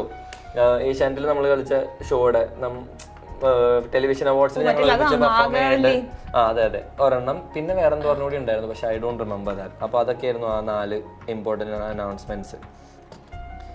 ഗബ്രിക്ക് ജാസ്മിനെ ഒരു ദിവസമെങ്കിലും വീട്ടിൽ കൊണ്ടുപോയി ട്രീറ്റ് കൊടുത്തൂടെ, ഗബ്രിയുടെ പാരന്റ്സിനോടൊന്ന് സംസാരിച്ച് കാണാൻ കൊതിയാവുന്നു. ഇതാണ് ഞാൻ പറഞ്ഞത്, ചിലരുടെ നറേറ്റീവുകളാണ് ഇത്. കുറെ പേര് ഇത് ചിലർ കൺവിൻസിംഗ് ആയിട്ട് പറയുന്ന ചിലരുണ്ട്. അതായത് ജാസ്മിന്റെ ഉമ്മേനോട് ഞാൻ സംസാരിക്കാറുണ്ട്, ജാസ്മിന്റെ പാപ്പയായിട്ട് ഞാൻ ഭയങ്കര കമ്പനിയാണ്, ഗബ്രിയുടെ അമ്മ എൻ്റെ ആന്റിയുടെ മോളാണ്, അങ്ങനെ പറഞ്ഞിട്ട് യൂട്യൂബ് ഞാൻ വായിച്ചിട്ടുണ്ട് ഇഷ്ടംപോലെ സ്ഥലങ്ങളിൽ, യൂട്യൂബിലും റെഡിറ്റിലൊക്കെ ആയിട്ട് ഇങ്ങനെ വന്ന് പറയുന്ന ഒരുപാട് ടീമുകളുണ്ട്. വള്ളി വേറെ ഒരു പണി അവരന്ന് അവിടെ വെച്ചിട്ട് മറ്റേ അവര് അന്ന് ഭക്ഷണം കഴിക്കുന്ന സമയത്ത് ഞാൻ അവരുടെ കൂടെ ടേബിൾ ഉണ്ടായിരുന്നു എന്നൊക്കെ പറയുന്ന ടീമുകളുണ്ട്. അവര് പറയുന്നത് എന്താന്ന് വെച്ചിട്ടുണ്ടെങ്കിൽ ജാസ്മിനെ വീട്ടിൽ നിന്ന് അടിച്ച് പുറത്താക്കിയതാ. എന്റെ പൊന്നെ, ഒരു സമയത്ത് ഞാൻ ഇവിടുന്ന് മാറി നിന്ന സമയത്ത് ജാസ്മിന്റെ വീട്ടില് മറ്റേ ഭൂകമ്പമാണ്, അവിടെ ഇതാണ്, ചാണം മെഴുകി ഇത് തേച്ചു എന്നൊക്കെ പറഞ്ഞിട്ട് എന്റെ വീട്ടില് ഗബ്രിയുടെ വീട്ടുകാർക്ക് ജാസ്മിനെ കണ്ട വെടിവെച്ച് കൊല്ലാൻ നിൽക്കുവാണ്, ഗുണ്ടകളെ ഏൽപ്പിച്ചേക്കാണെന്നൊക്കെ പറഞ്ഞിട്ടുള്ളതുണ്ട്. ഒരു കാര്യമില്ല. ജാസ്മിൻ എന്റെ വീട്ടിൽ വന്നിട്ടുണ്ട്, ജാസ്മിന്റെ വീട്ടിൽ വന്ന് ഭക്ഷണം കഴിച്ചിട്ടുണ്ട്, വീട്ടിൽ ടൈം സ്പെൻഡ് ചെയ്തിട്ടുണ്ട്, ഫ്രിസ്ബിയുടെ കൂടെ കളിച്ചിട്ടുണ്ട്. Like she have done a lot of things. അങ്കമാലില് ഞങ്ങൾ ജിമ്മിൽ ഞങ്ങൾ പ്രൊമോഷൻ ചെയ്യാൻ വന്ന സമയത്തും എയർപോർട്ടിൽ പോകുന്ന സമയത്തൊക്കെ ജാസ്മിൻ എന്റെ വീട്ടിൽ വന്നിട്ടൊക്കെയാണ് ഞങ്ങൾ എയർപോർട്ടിൽ ഒരുമിച്ച് പോവാം. അപ്പോൾ അങ്ങനെ എൻ്റെ പാരൻസോ എൻ്റെ ഫ്രണ്ട്സോ അങ്ങനെയൊന്നും ഒരു ഡിസ്ക്രിമിനേഷനോ അല്ലെങ്കിൽ ഒരു ബുദ്ധിമുട്ടൊന്നും ആർക്കും ഇല്ല. ആളുകൾ ഉണ്ടെന്ന് വിചാരിക്കുന്ന ഒരു ബുദ്ധിമുട്ടും ഞങ്ങളുടെ രണ്ടുപേരെയും കുടുംബം. എന്റെ വീട്ടിലാണെങ്കിലും ഞാൻ ഇങ്ങനെ കണ്ടിട്ടുണ്ട്, ജാഫർക്ക് അവരെ കണ്ടപ്പോ വെടിവെച്ചല്ലോന്ന് എന്റെ അത്തായി ഇവനും മിണ്ടിയിട്ടുണ്ട്, സംസാരിച്ചിട്ടുണ്ട്. എന്റെ അത്തായും ഉമ്മ എന്നൊക്കെ പറഞ്ഞാല്, പ്രത്യേകിച്ച് എന്റെ അത്തായ എന്നൊക്കെ പറഞ്ഞാല് എന്റെ അത്ത ഇപ്പോഴും ഉണ്ടല്ലോ. ആൾക്കാർ എവിടെയെങ്കിലും ഇപ്പൊ നമ്മൾ പോയി നിൽക്കുമ്പോ ആരെങ്കിലും എന്നെ എന്തെങ്കിലും ഒരു സൈഡിൽ കൂടെ ഒരു സാധനം പറഞ്ഞാൽ പോലും എന്റെ അത്തൊക്കെ ഭയങ്കരമായിട്ട് ട്രിഗർ ആവും. കാരണം പുള്ളിക്ക് അറിഞ്ഞൂടാ, ഇപ്പോഴും അറിയില്ല എന്ത് ഒരാളിപ്പം ഇങ്ങനെ പറയുമ്പോൾ എങ്ങനെയാണ് ട്രിഗർ ആവാതിരിക്കാന്ന് പുള്ളിക്ക് അറിയില്ല. ബിക്കോസ് അവരൊക്കെ ഭയങ്കര നാട്ടും പുറത്തുനിന്ന് ജീവിച്ച്, ഇപ്പൊ ഞാനാണെങ്കിൽ പോലും ഞാൻ ഇത്തി യൂട്യൂബിൽ 5-6 വീഡിയോ ചെയ്യുന്നതല്ലാതെ ഒരു ബിഗ് ബോസിൽ പോയെന്നല്ലാതെ നമുക്ക് ഞാൻ ഇപ്പോഴാണ് എന്ത് ലൈഫ് എന്തെന്ന് കാണാൻ തുടങ്ങിയത്. അവരിപ്പോഴും ആ ഒരു നാട്ടുംപുറത്തുള്ള അല്ലെങ്കിൽ അവർ ഈ ഒരു സിനിമ എന്തെന്നോ സീരിയൽ എന്തെന്നോ യൂട്യൂബ് എന്തെന്നോ അറിയാത്ത ഒരു ഫീൽഡിനെ പറ്റി വലിയ പിടിയില്ലാത്ത ആൾക്കാരാണ്. പ്രത്യേകിച്ച് ഞാൻ ഇല്ലാത്ത സമയത്ത് ആൾക്കാർ എന്നെ പറ്റി, എൻ്റെ അത്ത പണ്ട് എന്നെ ഒരു കണ്ണെഴുതാനാ ഒരു കമ്മലിടാനാ ഒന്നിനും സമ്മതിക്കത്തില്ലായിരുന്നു. കാരണം എന്താ പറയുമോ, നാട്ടുകാർ അത് പറയും ചിന്നു, നാട്ടുകാർ ഇത് പറയും ചിന്നു, അവരങ്ങനെ നോക്കും ചിന്നു. അത് എൻ്റെ അത്താരെ കൺസേൺ എന്ന് പറഞ്ഞാൽ എല്ലാവരും എൻ്റെ മോളെ പറ്റി നല്ലത് പറയണം. എല്ലാ മനുഷ്യരും, ഈ ലോകത്തുള്ള ഏത് മനുഷ്യനും എൻ്റെ മോളെ പറ്റി നല്ലത് പറയണം എന്ന് പറഞ്ഞാൽ നടക്കില്ല. BBയിൽ വെച്ച് കണ്ടിട്ടുള്ള ഞാൻ പറയട്ടെ, ബിഗ് ബോസിൽ വെച്ചിട്ട് ആൾക്കാര് എന്താ വീഡിയോസ് ചെയ്യുന്നതിലും ഗബ്രിയെ പറ്റി ആൾക്കാർ പറയുന്നത്, അല്ലെങ്കിൽ ഗബ്രി ജാസ്മിനെ യൂസ് ചെയ്യുന്നു, അല്ലെങ്കിൽ അങ്ങനെ ചെയ്യുന്നു ഇങ്ങനെ ചെയ്യുന്നു, അതാണ് ഇതാണ് കുറെ പേരുണ്ട്. അതുപോലെ തന്നെ ഈ നമ്മൾ ഈ ലൈവ് കാണുമ്പോഴായാലും ഇവന്റെ കട്ട് ചെയ്തിട്ടുള്ള കുറെ പാർട്ടുകളും അതും ഇതും അങ്ങനെ ഇവനായിരുന്നു ആ ബിഗ് ബോസ് സീസണിലേ ഇവനെ പോലെ അങ്ങനെ ആയിരുന്നു സംഭവം വന്നോണ്ടിരുന്നത്. അപ്പം ഓട്ടോമാറ്റിക്കലി അവരുടെ മൈൻഡിൽ അയ്യോ എന്റെ മോളെ എല്ലാവരും അവര് പറയുന്നു ഇവര് പറയുന്നു എന്നുള്ളൊരു സാധനമായിരുന്നു. ഞാൻ എന്നാണോ പുറത്തിറങ്ങി ഞാൻ അപ്പൊ ഞാൻ എന്നാണോ ഞാൻ പുറത്തിറങ്ങിയിട്ട് എന്റെ വീട്ടുകാരുടെ അടുത്ത് എന്റെ കാര്യങ്ങൾ പറഞ്ഞ് മനസ്സിലാക്കിയത്, എന്താണെന്ന് പറഞ്ഞ് മനസ്സിലാക്കിയത്, അവർക്ക് ആർക്കും ഇവനോടും ഇവർക്കാർക്കും അവനോടും ഫോട്ടോ എടുത്ത് മാറ്റിയത് മാലെടുത്ത് മാറ്റിയത് ഒക്കെ ഒരു പാനിക് സിറ്റുവേഷനിൽ വരണ റിയാക്ഷൻസ് ആണ്. അതല്ലാതെ അവർക്ക് വേറൊരു സാധനം അവർക്ക് ചെയ്യാനില്ല. ഇപ്പൊ അത് ഓരോ സിറ്റുവേഷൻസ് ആണ്.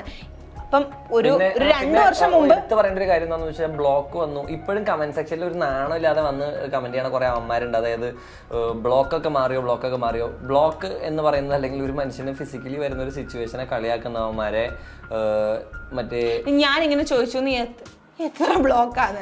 എൻ്റെ അറ്റാക്ക് ഓൾറെഡി ഞങ്ങൾ അന്ന് സർജറി ചെയ്യാൻ പോയപ്പോൾ ഫസ്റ്റ് അറ്റാക്ക് വന്നപ്പോഴേ 3-4 ബ്ലോക്ക് ഉണ്ടായിരുന്നു. അതുകൊണ്ടാണ് ഞാൻ ചോദിച്ചത് എത്ര ബ്ലോക്കാ എന്നുള്ളത്. അതിന് എന്തോ ഇല്ല. അല്ല, ഞാൻ പറയുന്നത് ഒരു മനുഷ്യന്റെ ഫിസിക്കൽ സിറ്റുവേഷൻ അല്ലെങ്കിൽ ഒരു ഹെൽത്ത് കണ്ടീഷനെ അയാൾക്കെതിരെ ഉപദ്രവിക്കാനായിട്ട് എടുത്ത് പറയുക എന്ന് പറയുന്നത് ഭയങ്കര ചീപ്പായിട്ടുള്ളൊരു കാര്യമാണ്. അതുകൊണ്ട് നാണോ മാനോ ഉണ്ടെങ്കിൽ ഇനിയെങ്കിലും കമന്റ് സെക്ഷനിൽ വന്നിട്ട് മറ്റേ ബ്ലോക്കൊക്കെ മാറിയോ, ഇപ്പൊ ബ്ലോക്കൊന്നും ഇല്ലേ എന്ന് പറഞ്ഞ ചോദിക്കുന്ന ചിരിയാണ് വരാതെ കാണുമ്പോ. ആദ്യം എനിക്ക് ചോദ്യം കാണുമ്പോ ഞാൻ ഇപ്പോഴും ആലോചിക്കണം, അയ്യോ ഇവന്മാർ ഇതുവരെ ഈ ചാപ്റ്ററിൽ നിന്ന് വന്നില്ലേന്നാ. അതായത് ചില ആളുകൾ പോടാ. ഞാൻ എന്റെ ആദ്യത്തെ ഇന്റർവ്യൂ എന്ന് പറഞ്ഞാൽ ഞാൻ ചാനൽ തുടങ്ങി 100-200 സബ്സ്ക്രൈബേഴ്സ്. എന്റെ മോനെ, എന്റെ ജീവിതത്തിൽ ആദ്യമായിട്ടാണ് ഞാനൊരു വേറൊരാളുടെ ക്യാമറ ഫേസ് ചെയ്ത് അവർ ചോദിക്കുന്ന ക്വസ്റ്റ്യൻ ആൻസർ കൊടുക്കുന്നത്. ആ പെർഫ്യൂം ഇന്നും എന്റെ കമന്റ് ബോക്സിൽ 15,600 രൂപയുടെ ഒരു ടോം ഫോർഡ് പെർഫ്യൂം എന്റെ ഇല്ല. പെർഫ്യൂം കളക്ഷനുള്ള എന്റെ ഇല്ലാത്തൊരു പെർഫ്യൂം അവിടെ ഇരിക്കുന്നുണ്ട്. ഓക്കെ, ശരി. അപ്പൊ അങ്ങനെ നിങ്ങൾക്ക് അറിയാത്ത എല്ലാ കാര്യങ്ങളും നമ്മുടെ ജീവിതത്തിൽ നടക്കുന്നില്ല അല്ലെങ്കിൽ നടക്കുന്നുണ്ട് എന്നൊന്നും ഇല്ല. നമ്മുടെ ലൈഫിൽ നിങ്ങളെ കാണിക്കാൻ ഞങ്ങൾക്ക് താല്പര്യമുള്ള കാര്യങ്ങൾ അല്ലെങ്കിൽ ചില സിറ്റുവേഷനിൽ നടക്കുന്ന അല്ലെങ്കിൽ നമുക്ക് എടുക്കാൻ പറ്റുന്ന കാര്യങ്ങളെ നിങ്ങളെ കാണിക്കാൻ പറ്റുള്ളൂ. വിചാരിക്കുന്നതെല്ലാം ശരിയാണെന്ന് കരുതരുത്. ബിഗ് ബോസ് കഴിഞ്ഞ് പുറത്തിറങ്ങിയിട്ട് ഏറ്റവും സന്തോഷവും സങ്കടവും തോന്നിയ നിമിഷം സ്പെസിഫിക്കലി എടുത്ത് പറയേണ്ട ഒരു കാര്യം എന്താണെന്ന് വെച്ചാൽ, ബിഗ് ബോസ് കഴിഞ്ഞ് പുറത്തിറങ്ങിയതിന് ശേഷം എനിക്ക് പ്രത്യേകിച്ച് അങ്ങനത്തെ ഇമോഷൻസ് ഒന്നും വലിയ കാര്യമായിട്ട് ഉണ്ടായിട്ടില്ല. ഇമോഷൻ ഉണ്ട്, ഏതാണെന്നറിയാമോ? കലിപ്പ്. അല്ല, ഞാൻ പറഞ്ഞത് എക്സ്ട്രീം ആയിട്ടുള്ള സന്തോഷം, എക്സൈറ്റ്മെന്റ്, സങ്കടം. ഞാൻ കരഞ്ഞിട്ടില്ല. ഞാൻ ഐ റെയർലി ക്രൈഡ്. അതായത് I was a very emotional person. എന്റെ ഫ്രണ്ട്സിനൊക്കെ ജാസ്മിൻ മീറ്റ് ചെയ്യുന്ന സമയത്ത് അവർ ജാസ്മിന് കൊടുക്കുന്ന ഒരു ഇമേജ് ഉണ്ട് ഞാൻ എന്തായിരുന്നു എന്നുള്ളത്. അത് കേൾക്കുമ്പോൾ ജാസ്മിൻ പിന്നെ ഇവൻ നിഷ്കളങ്കനായിരുന്നു, ഇവൻ നിഷ്കുവായിരുന്നു, ഇവൻ തൊട്ടാവാടിയായിരുന്നു, ഇവൻ പെട്ടെന്ന് കരയുമായിരുന്നു ഒക്കെ ആയിരുന്നു. ഇവൻ ഭയങ്കരമായിട്ട് സംസാരിക്കുമായിരുന്നു എന്ന് പറഞ്ഞാൽ ഇരുന്ന് കഥകൾ പറയുമായിരുന്നു, ഇവന്റെ പാസ്റ്റ് അങ്ങനായിരുന്നു. പക്ഷെ ആ ഗബ്രി ഒന്നും അല്ല കേട്ടോ. എനിക്ക് ആ ബിഗ് ബോസിലെ കുറെ എനിക്ക് ആ ഒരു പാനിക് അറ്റാക്കും പരിപാടികളും വന്നിട്ട് ഡോക്ടർ സൈക്കോളജിസ്റ്റിനെ കണ്ടിറങ്ങിയതിന് ശേഷം എന്റെ മനസ്സിങ്ങനെ ഒരു കല്ല് പോലെ ആക്കിന്ന് ഞാൻ അന്ന് അവിടെ ഇരുന്ന് പറയാനുണ്ട്. അതായത് ഇനി എന്നെ ഒരുത്തിനും എഫക്ട് ചെയ്യില്ല എന്നുള്ള മൈൻഡിൽ. അതിനുശേഷം ഈ പറയുന്ന സാധനങ്ങളൊന്നും എത്ര തെറി വിളിച്ചാലും എത്ര നെഗറ്റീവ് പറഞ്ഞാലും എന്നെ എഫക്ട് ചെയ്തിട്ടില്ല. അതുപോലെ തന്നെ ആ ഹെയ്റ്റിൽ ഉള്ള കോമ്പസ് ഓഫ് ചെയ്ത സമയത്ത് നമ്മളുടെ ടോട്ടൽ പോസിറ്റീവ് ഇമോഷൻ്റെ കോമ്പസും എവിടേക്കോ ഓഫായി പോയി. ഇതൊരു നല്ലൊരു കാര്യമായിട്ടോ അല്ലെങ്കിൽ ഇതൊരു പ്രൗഡായിട്ടുള്ളൊരു കാര്യമായിട്ടല്ല ഞാൻ പറയണത്. This is a deficiency that I have right now. I don't feel a lot of emotions. എനിക്ക് സങ്കടമാണെങ്കിൽ എനിക്കിപ്പോൾ പണ്ടൊക്കെ നമ്മൾ ക്രൂരമായിട്ടുള്ളൊരു സീൻ സിനിമയിൽ കാണുമ്പോൾ നമുക്ക് എന്ന് പറഞ്ഞാൽ സാധനം വരുമായിരുന്നു. ചോര കാണുമ്പോൾ ഞാൻ തലയിറങ്ങി വീഴുമായിരുന്നു. പക്ഷെ എനിക്ക് എപ്പോഴാണ് ഞാൻ ചോര കൊണ്ട് തലയിറങ്ങി വീണത്? എന്റെ കയ്യോ എന്നോ ഒരു ദിവസം മുറിഞ്ഞപ്പോ നീ ഏതൊക്കെ വശത്തോട്ട് ഓടിയത്? കുഴപ്പമില്ല. എന്നാലും നമുക്ക് കുറച്ചുകൂടി ആ ഒരു ഇമോഷണൽ കോമ്പസ് സംവെയർ പ്രോബ്ലമാറ്റിക്കലി ഇങ്ങനെ ടേൺ ഓഫ് ആയി കിടക്കാണ്. അത് എപ്പോഴെങ്കിലും ഓൺ ആവുമായിരിക്കും എന്ന് പ്രതീക്ഷിക്കാം. പക്ഷെ നല്ല സന്തോഷം തോന്നിയ ഒരു നിമിഷം എന്ന് പറഞ്ഞു കഴിഞ്ഞാൽ പുറത്തിറങ്ങുന്ന സമയത്ത് 10,000 പേര് തെറി വിളിക്കുമ്പോഴും 1000 പേര് നമ്മുടെ കൂടെ ഒളിച്ചും പാത്തോണെങ്കിലും നമ്മളെ സപ്പോർട്ട് ചെയ്ത് നിന്ന 1000 പേരുണ്ടായിരുന്നെങ്കിൽ അത്. ഗബ്രി പുറത്തിറങ്ങിയ സമയത്ത് കുറെ പെൺപിള്ളേർക്ക് ഇഷ്ടമായിരുന്നു, ഉണ്ടായിരുന്നു. ഗബ്രിച്ചിയുടെ ഭയങ്കര ക്യൂട്ടായിരുന്നു. എന്നോട് പറഞ്ഞിട്ടുണ്ടടാ. അവരോടൊക്കെ എന്നെ DM ചെയ്യാൻ പറയണ്ടേ? കുറേയേറെ പേർ ജാസ്മിന് വേണ്ടി പെരുമാറ്റച്ചട്ടങ്ങൾ ഉണ്ടാക്കുന്നു. ഗബ്രിക്ക് തോന്നുന്നുണ്ടോ ജാസ്മിൻ മാറണമെന്ന്? ജാസ്മിനിൽ എന്ത് മാറ്റങ്ങൾ വരാനാണ് ഗബ്രി ആഗ്രഹിക്കുന്നത്? ജാസ്മിനിൽ മാറ്റങ്ങൾ വരണമെന്ന് ഞാൻ ആഗ്രഹിക്കുന്നുണ്ടോ എന്ന് വെച്ചിട്ടുണ്ടെങ്കിൽ അത് മറ്റൊരാൾ മാറിക്കാണണം എന്നുള്ളത് നമ്മുടെ സ്വാർത്ഥമായിട്ടുള്ളൊരു ആഗ്രഹമാണ്. പക്ഷേ അപ്പോഴും നമുക്ക് പറയാൻ പറ്റും, ജാസ്മിൻ നീ അങ്ങനെ ചെയ്യരുത്, ഇങ്ങനെ ചെയ്യരുത്, ഇവിടെ ഇരിക്കരുത്, തലകുത്തിക്കണം എന്നുള്ള രീതിയിൽ പറഞ്ഞു കഴിഞ്ഞാലും അതിൽ എന്തെടുക്കണം, അത് എന്ത് പ്രാവർത്തികമാക്കണം എന്നുള്ളത് totally up to you. Because it's your freedom how you behave. പക്ഷേ പെരുമാറ്റച്ചട്ടങ്ങൾ ഉണ്ടാക്കുന്നുണ്ടോ എന്ന് വെച്ചത് എനിക്കറിയാം. അത് ചില ആളുകൾ ചില സ്ഥലങ്ങളിൽ ഡിസ്കഷൻ ചെയ്യും. അതായത് ഈ പെണ്ണ് എന്താണ് ഈ കാണിക്കുന്നത്? അത് I don't accept. Healthy ആയിട്ടുള്ള criticisms is always, as I've always said, is always welcome. നമ്മളെ അതൊന്നും എനിക്ക് പ്രശ്നമുള്ള കാര്യമല്ല. കാരണം ഫ്രണ്ട് സർക്കിളിൽ എല്ലാവരും പറയുന്ന കാര്യങ്ങളാണ്. ഞാനും എൻ്റെ ക്ലോസസ്റ്റ് ഫ്രണ്ട്സും പരസ്പരം ഒരുപാട് പേരുണ്ട്. അതായത് ഫ്രണ്ട്സിൽ എന്താ എന്നുള്ളത് നമ്മൾ നോർമലി എവിടെ എവിടെടാ എന്നുള്ള രീതിയിൽ ഇത് കഴിഞ്ഞിട്ടുള്ള വാക്ക് ഞാൻ പറയുന്നില്ല. പക്ഷെ നമ്മൾ നാച്ചുറലി മലയാളികൾക്കിടയിൽ വരുന്നൊരു സാധനമാണ് അങ്ങനത്തെ സാധനങ്ങൾ. എന്ന് വെച്ചാൽ അത് ഭയങ്കര വലിയ തെറ്റാണോ എന്ന് വെച്ചിട്ടുണ്ടെങ്കിൽ ഞാൻ പറയാം, എൻ്റെ ഫ്രണ്ട് സർക്കിളിൽ എന്നെ അർത്ഥം വെച്ച് വിളിക്കാത്ത, ദേഷ്യപ്പെട്ടല്ല വിളിക്കണേ, സ്നേഹത്തോടെ അല്ലെങ്കിൽ ആ ഒരു ഫ്രീഡം എടുത്തുകൊണ്ട് വിളിക്കുന്ന സമയത്ത് ചില വാക്കുകൾ ചിലർക്ക് ഒഫൻഡഡ് ആയിട്ട് ഫീൽ ചെയ്യാം. That is completely fine. അത് ഞാൻ ജാസ്മിനോട് പറഞ്ഞു കൊടുത്തു. ഇനി ഒരു വീഡിയോയിൽ വരുന്ന സമയത്ത് ടോട്ടലി ട്രൈ ആൻഡ് കൺട്രോൾ എന്നുള്ള രീതിയിൽ. ആക്ച്വലി എനിക്ക് ഞാൻ 24 മണിക്കൂർ മറ്റേ എയർ പിടിച്ചിരുന്ന് ഇങ്ങനെ സംസാരിക്കാൻ എനിക്കറിയില്ല. ഞാൻ സംസാരിക്കേണ്ട കാര്യങ്ങൾ അല്ലെങ്കിൽ സിറ്റുവേഷൻസ് വരുമ്പോൾ ഞാൻ അതിനനുസരിച്ച് സംസാരിക്കാറുണ്ട്. നോർമലായിട്ട് നിൽക്കുന്നിടത്ത് നോർമലായിട്ട് നിൽക്കാറുണ്ട്. എപ്പോഴും എനിക്ക് ഇങ്ങനെ നിൽക്കാൻ പറ്റില്ല, എപ്പോഴും എനിക്ക് ഇങ്ങനെ നിൽക്കാൻ പറ്റില്ല.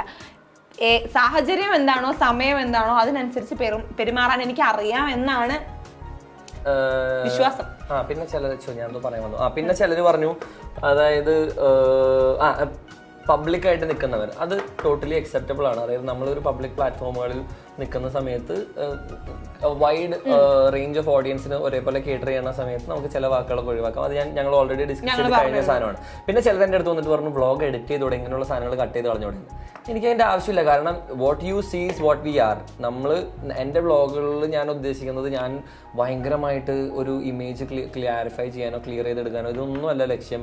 അല്ലെങ്കിൽ എന്തെങ്കിലും ഒരു നറേറ്റീവ് സെറ്റ് ചെയ്യാനോ ഇതൊന്നുമല്ല. I've never planned any of my vlogs. I've never planned any of the situations which happens inside the vlog.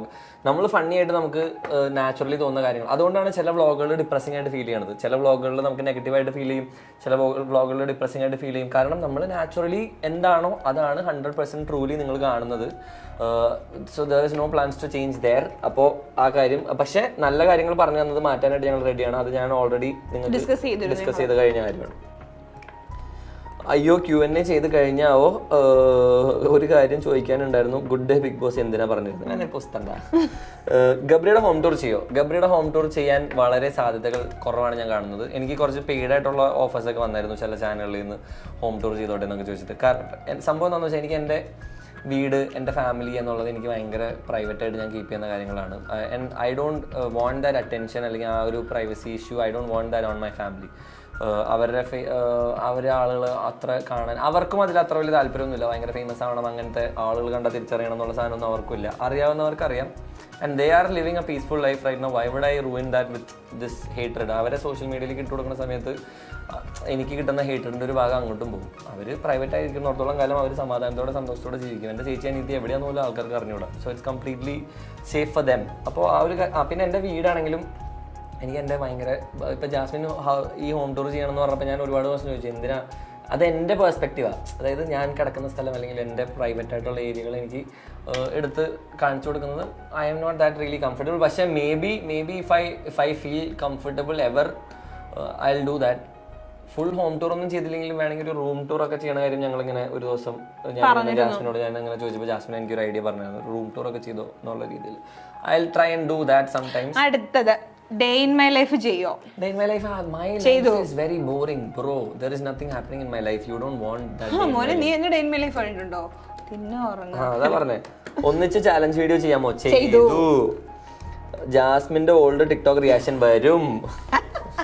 Pranay മീനുകളുടെ അത് വേണ്ട, അത് ക്വസ്റ്റ്യൻ വിട്ടാളാം. പ്രണയ് മീനുകളുടെ കടൽ മൂവി റിയാക്ഷൻ.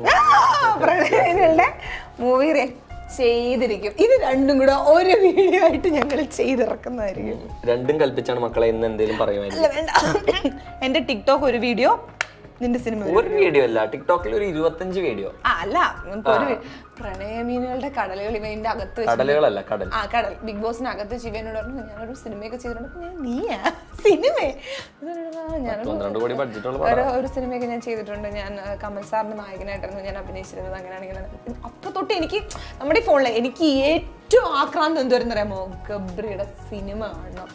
എന്റെ മോനെ ഞാൻ പുറത്തിറങ്ങിയിട്ട് ഗബ്രിയുടെ സിനിമയുടെ ഗബ്രിയോട് അഭിനയിക്കാൻ അറിയാത്തവരെ കളിയാക്കലേ മോളെ. ബിഗ് ബോസിന് ശേഷം രണ്ടുപേർക്കും ഒരുപാട് പ്രൗഡായി തോന്നിയ മൊമെന്റ് ഏതാണ്? ജാസ്മിന് കൊടുത്ത ബർത്ത്ഡേ സർപ്രൈസ് കണ്ട് ഒരുപാട് സന്തോഷമായി. ജാസ്മിന്റെ ബർത്ത്ഡേയിലെ ഹാപ്പിനെസ് കണ്ടപ്പോൾ എന്ത് തോന്നി? പ്രൗഡായിട്ട് തോന്നിയ ഒരു മൊമെന്റ് എന്ന് വെച്ചാൽ പാലക്കാട് ഇനോഗ്രേഷൻ പോയത്, ഫസ്റ്റത്തെ ഇനോഗ്രേഷൻ ടുഗദർ. എൻ്റെ വ്ളോഗ് എടുത്ത് ആദ്യത്തെ ചാനൽ തുടങ്ങിയ ദിവസം പാലക്കാട് മൊബൈൽ ഷോപ്പിന്റെ ഇനോഗ്രേഷൻ. എനിക്ക് ബിഗ് ബോസിന് ശേഷം പ്രൗഡായിട്ട് തോന്നിയത് അല്ല, അതെന്തുകൊണ്ടാന്ന് ഞാൻ പറഞ്ഞില്ല. കാരണം ഞാൻ അപ്പോഴും പ്രതീക്ഷിച്ചത് I have never done N inauguration in my life before. ഞാൻ സിനിമയ്ക്ക് അഭിനയിക്കുന്ന സമയത്ത് എനിക്ക് കുറേ ഇനോഗ്രേഷൻ ഓഫറുകളൊക്കെ വന്നു. അന്ന് ഞാൻ പേടി, എനിക്ക് ഞാൻ പോയിട്ട് ആരെങ്കിലും വന്നില്ലെങ്കിലോ, അല്ലെങ്കിൽ പോണ സമയത്ത് ഞാൻ പോയി 2 ആഴ്ച കഴിഞ്ഞാൽ കട പൂട്ടി പോയാലോ. അപ്പൊ അങ്ങനത്തെ നെഗറ്റീവ് ചിന്തകളുള്ളതുകൊണ്ട് I never did an inauguration. പൈസ മേടിച്ചിട്ടാണെങ്കിലും അല്ലെങ്കിൽ ഒക്കെ ഞാൻ ഇതേവരെ പോയിട്ടില്ല. ആദ്യമായിട്ട് പോണത് പാലക്കാടാണ്. അന്ന് പക്ഷെ നമ്മളെ കാണാനായിട്ട് ഒരുപാട് പേര് അവിടെ വന്നു, ഒരുപാട് തിരക്കുണ്ടായിരുന്നു. So that was a proud moment for me. എനിക്ക് അതങ്ങനെ പ്രൗഡ് എന്നുള്ളത് സന്തോഷമായിരുന്നു. എനിക്ക് നമ്മളങ്ങനെ എനിക്കും ഇനോഗ്രേഷൻസ് ഒക്കെ കുറേ വന്നിട്ടുണ്ടായിരുന്നു. പക്ഷെ എനിക്കും ഇതേപോലെ പേടിയായിരുന്നു. ഒന്ന് പോയാൽ ആരും 2 പേടി കടയുടെ പൊട്ടി പോയാലോ എന്നുള്ളൊരു സാധനം. പക്ഷേ എനിക്ക് പ്രൗഡായിട്ട് തോന്നുന്നത് ഞാൻ ഇറങ്ങിയതിന് ശേഷം എൻ്റെ വീട്ടിൽ കുറേ ആൾക്കാർ വന്നിട്ടുണ്ടായിരുന്നു. ഒരുപാട് ആൾക്കാർ എൻ്റെ വീട്ടിൽ ഇപ്പോഴും വരുന്നുണ്ട്. ആൾക്കാർ ജാസ്മിൻ വന്നാൽ പറയണം, അല്ലെങ്കിൽ ജാസ്മിൻ എന്നാ ഉള്ളത് അതിനനുസരിച്ച് വരാമെന്നൊക്കെ പറഞ്ഞിട്ട്. അപ്പം എൻ്റെ വീട്ടിൽ ഞാൻ ഇല്ലാത്ത സമയത്താണ് ഒരു താത്ത വന്നത്, ഒരു കാല് വയ്യാത്തൊരു താത്ത. അപ്പോൾ ഈ താത്ത വന്നിട്ട് എൻ്റെ അത്താരത്തൊക്കെ ഇരുന്ന് നിങ്ങളുടെ മോള് അങ്ങനെയാണ് ഇങ്ങനെയാണ്, അത് അത്രയും സ്ട്രഗിൾ ചെയ്ത് വന്നു, അങ്ങനെയാണ് ഇങ്ങനെയാണ് എന്ന് പറഞ്ഞാൽ. എത്ര സെലിബ്രിറ്റികൾ, അതായത് മലയാള സിനിമയിൽ നല്ല ലീഡിങ് പൊസിഷനിൽ നിൽക്കുന്ന ആക്ട്രസുകൾ leading actress in South India വന്നിട്ട് ജാസ്മിന്റെ അടുത്ത് പറഞ്ഞു, oh my god I am a big fan of you. ഞാൻ വീട്ടിലിരിക്കുന്ന സമയത്ത് നിങ്ങളുടെ ഫുൾ കാണുമായിരുന്നു. എനിക്ക് കുറച്ചാൾ വീട്ടിൽ ഞാൻ ആക്ട്രസിനെ കണ്ടിട്ട് ഞാൻ ഇങ്ങനെ പറഞ്ഞപ്പോ ഇങ്ങോട്ട് വന്ന് അപ്പൊ ഞാൻ കുറച്ചേരം ഇങ്ങനെ എന്നെയാണോ എന്ന് പറഞ്ഞു. അത് മാത്രമല്ല കേട്ടോ, ഒരുപാട് ഉമ്മമാര്, ഒരുപാട് താത്തമാര്, കുഞ്ഞു മക്കള്, കാക്കമാര് എല്ലാരും എന്റെ വീട്ടിലൊക്കെ വന്നിട്ടും എന്നെ കാണുമ്പോഴൊക്കെ ഞാൻ എന്ന് പറഞ്ഞാൽ ഞാൻ അറിഞ്ഞതിനെ കഴിയില്ലെങ്കിൽ ഞാൻ അനുഭവിച്ചതിനെ കഴിയും അവരെൻ്റെ അടുത്ത് അപ്പുറത്ത് നിന്ന് മോളെ നീ ഇത്രയും സ്ട്രഗിൾ ചെയ്ത് വന്നല്ലോ. അപ്പൊ ഞാൻ എനിക്ക് ഭയങ്കര രോമാഞ്ച ആ സാധനം എനിക്കുണ്ടെന്ന് പറഞ്ഞാൽ അവര് നമ്മൾ അംഗീകരിക്കുന്നു എന്നറിയുമ്പോൾ നമുക്കൊരു ഫീലുണ്ട്.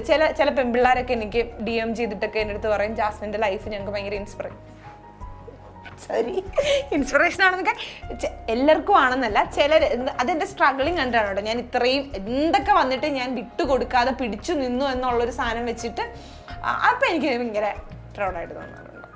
പിന്നെ എനിക്ക് പ്രൗഡായിട്ട് തോന്നിയ ഒരു മൊമെന്റ് കൂടി പറയാം. ഞാൻ ഡാൻസ് ചെയ്തപ്പോൾ I have never dance publicly before. പക്ഷേ ബിഗ് ബോസിൽ നിന്ന് ഇറങ്ങിയതിന് ശേഷം ഞാൻ 2-3 സ്ഥലം, ഒന്ന് ഏഷ്യാനെറ്റിന്റെ ഷോയിൽ ഞാൻ ഭയങ്കരമായിട്ട് ഡാൻസ് ചെയ്തു. അതിനുശേഷം പിന്നെയും എനിക്ക് ഡാൻസ് കളിക്കേണ്ട ഒരു സിറ്റുവേഷൻ വന്നു. ഞാൻ അത് ഭയങ്കര ഹ്യൂജ് സെറ്റപ്പിൽ ഞാൻ ഡാൻസ് കളിച്ചത് നിങ്ങൾ അധികമായി അത് കാണും. അപ്പോൾ അത് കഴിഞ്ഞപ്പോൾ എനിക്കൊരു പ്രൗഡായിട്ട് ഫീൽ ചെയ്തു. കാരണം അതും ഡാൻസ് അത്ര കളിച്ച ശീലമില്ലാത്ത ഞാൻ ഹിപ്പ് ഹോപ്പ് ഒക്കെ കളിച്ച് നല്ലോണം ഡാൻസ് കളിക്കും കേട്ടോ. ഞാൻ വിചാരിച്ചു ഇവന് കളിക്കാൻ അറിഞ്ഞൂടെ. എന്റെ സെറ്റിൽ വന്നിട്ട് ഇങ്ങനെ മറ്റേ വീഡിയോ കാണാൻ നോക്കുന്ന സമയത്ത് ആദ്യം ആൾ കളിയാക്കി. ഇവന്റെ സ്റ്റെപ്പ് വേറെ ആൾക്കാർ കളിച്ചു കഴിഞ്ഞപ്പോ കളിച്ച് കാണിച്ചു തന്നു എനിക്ക്. അപ്പൊ ഞാൻ വിളിച്ചിട്ട് ഞാൻ ഗബ്രി പറഞ്ഞു, ഗബ്രി മോനെ എടാ നമുക്ക് ടിക്കറ്റ് ബുക്ക് ചെയ്യാം, നമുക്ക് പോവാം. ഞാൻ പറഞ്ഞു എനിക്ക് കളിക്കാൻ പറ്റില്ല, നിന്നെ കൊണ്ട് കളിക്കാൻ ഒക്കത്തില്ലടാ, ഇത് ഭയങ്കര ടഫായിട്ടുള്ള സ്റ്റെപ്പാ. ഗബ്രി ഇങ്ങോട്ട് വന്നിട്ട് ചേട്ടാ സ്റ്റെപ്പ് ഏതാ? അപ്പൊ ചേട്ടൻ 1-2 വട്ടം കളിച്ചു കാണിച്ചു. 3-ാമത്തെ വട്ടം ഗബ്രി കൂടെ കളിച്ചു. അപ്പൊ ഞാൻ ഇങ്ങനെ, അപ്പൊ ഗബ്രി എന്നെ നോക്കിട്ട് പിന്നെ പാടി എന്നുള്ള രീതിയിലോ. പക്ഷെ അതിനേക്കാളും ഇത് ജാസ്മിൻ എന്നെ അണ്ടർ എസ്റ്റിമേറ്റ് ചെയ്തത് എന്റെ സിനിമയുടെ സെറ്റിൽ വന്നപ്പോഴാണ്. ജാസ്മിൻ വിചാരിച്ചു എനിക്ക് ഡാൻസ്, ഞാൻ അതും അവിടെ നോക്കി കഴിഞ്ഞപ്പോൾ 1 ഹിപ്പ് ഹോപ്പ് സ്റ്റെപ്പുകളും ബാക്ക്ഗ്രൗണ്ട് ഡാൻസേഴ്സും 1 പരിപാടി. കാണിച്ചു കൊടുക്കുന്നു. എന്നിട്ട് വീഡിയോ ഞാൻ ഫുള്ളായിട്ട് മ്യൂസിക് ആ പാട്ടിന് മൊത്തം നീ കണ്ടു. അത് കണ്ടപ്പോ ജാസ്മിന്റെ ക്ലീ പോയി. ജാസ്മിൻ പറഞ്ഞു കൊള്ളാം.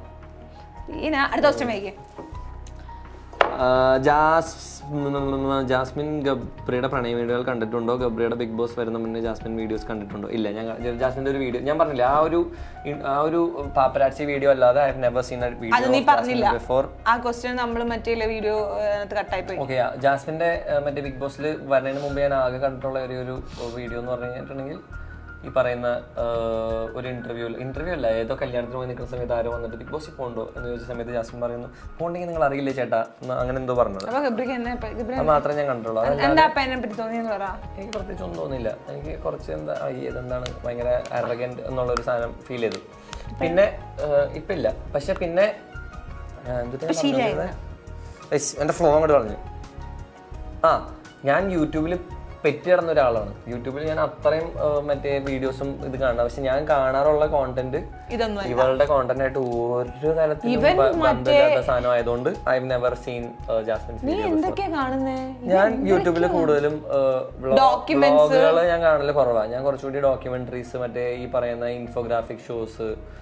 ഇപ്പൊ മലയാളത്തിൽ തന്നെ നിസ്സാരം, എനിക്ക് കരിക്കിനേക്കാളും കൂടുതൽ ഇഷ്ടം എന്താന്ന് വെച്ചാൽ ഞാൻ ചിലപ്പോൾ നിസ്സാരം പറയും. എനിക്ക് അങ്ങനത്തെ സിനിമ റിലേറ്റഡ് അല്ലെങ്കിൽ ഐ മീൻ ഷോർട്ട് ഫിലിം. സാധാരണ നമുക്ക് ഉറക്കം വരുമ്പോൾ നമുക്ക് ബോറടിക്കുമ്പോഴൊക്കെ നമ്മൾ യൂട്യൂബ് ആണ്. പക്ഷെ ഗബ്രിയുടെ ഫോൺ എടുത്ത് ഗബ്രിയുടെ യൂട്യൂബ് കണ്ടാൽ ഞാൻ ഉറങ്ങും. എനിക്ക് ഇഷ്ടമാണ്. എനിക്ക് അങ്ങനെ ഇൻഫോഗ്രാഫിക് ഷോസ് അല്ലെങ്കിൽ നിസ്സാരം, നമ്മുടെ മറ്റേ അനന്തരാമന്റെ നിസ്സാരം പോലുള്ള പരിപാടികൾ കാണാൻ എനിക്ക് ഭയങ്കര ഇഷ്ടമാണ്. പിന്നെ വേറൊരു ചേട്ടനുണ്ട്, ഗബ്രിയുടെ പ്രണയമീനുകളുടെ കടൽ കണ്ടിട്ടുണ്ടോ? കണ്ടിട്ടുണ്ടോ? ഫുള്ളിരുന്ന് ഞാൻ കണ്ടില്ല. അതിനുള്ള ത്രാണി എനിക്ക് വന്നില്ല. അടിച്ചുവിട്ട് കണ്ടു. എന്റെ ബക്കു ഫുൾ ആയിട്ടിരുന്ന് കണ്ടിട്ടുണ്ട്. People are always curious about your relationship, and in one Big Boss episode, Gabri mentioned to Jasmine that you don't like to share details or have others talk about your relationship. Being someone who values privacy, does it bother you when people ask these questions, and how do you handle it? It does. അതായത് ചോദ്യത്തിന്റെ അർത്ഥം എന്താന്ന് വെച്ചിട്ടുണ്ടെങ്കിൽ big ബോസിന്റെ അകത്തും പുറത്തൊക്കെ വെച്ചിട്ട് people are always നിന്റെ കൂളിംഗ് ഗ്ലാസ് എടുത്തോണ്ട് people are always curious about your relationship. ആളുകൾക്ക് എപ്പോഴും നിങ്ങളുടെ തമ്മിലുള്ള ബന്ധത്തെ കുറിച്ച് ഭയങ്കര ക്യൂരിയോസിറ്റി ഉണ്ട്. അവരെപ്പോഴും അതിനെക്കുറിച്ച് ഊഴ്ന്ന് ചോദിച്ചുകൊണ്ടിരിക്കാറുണ്ട്.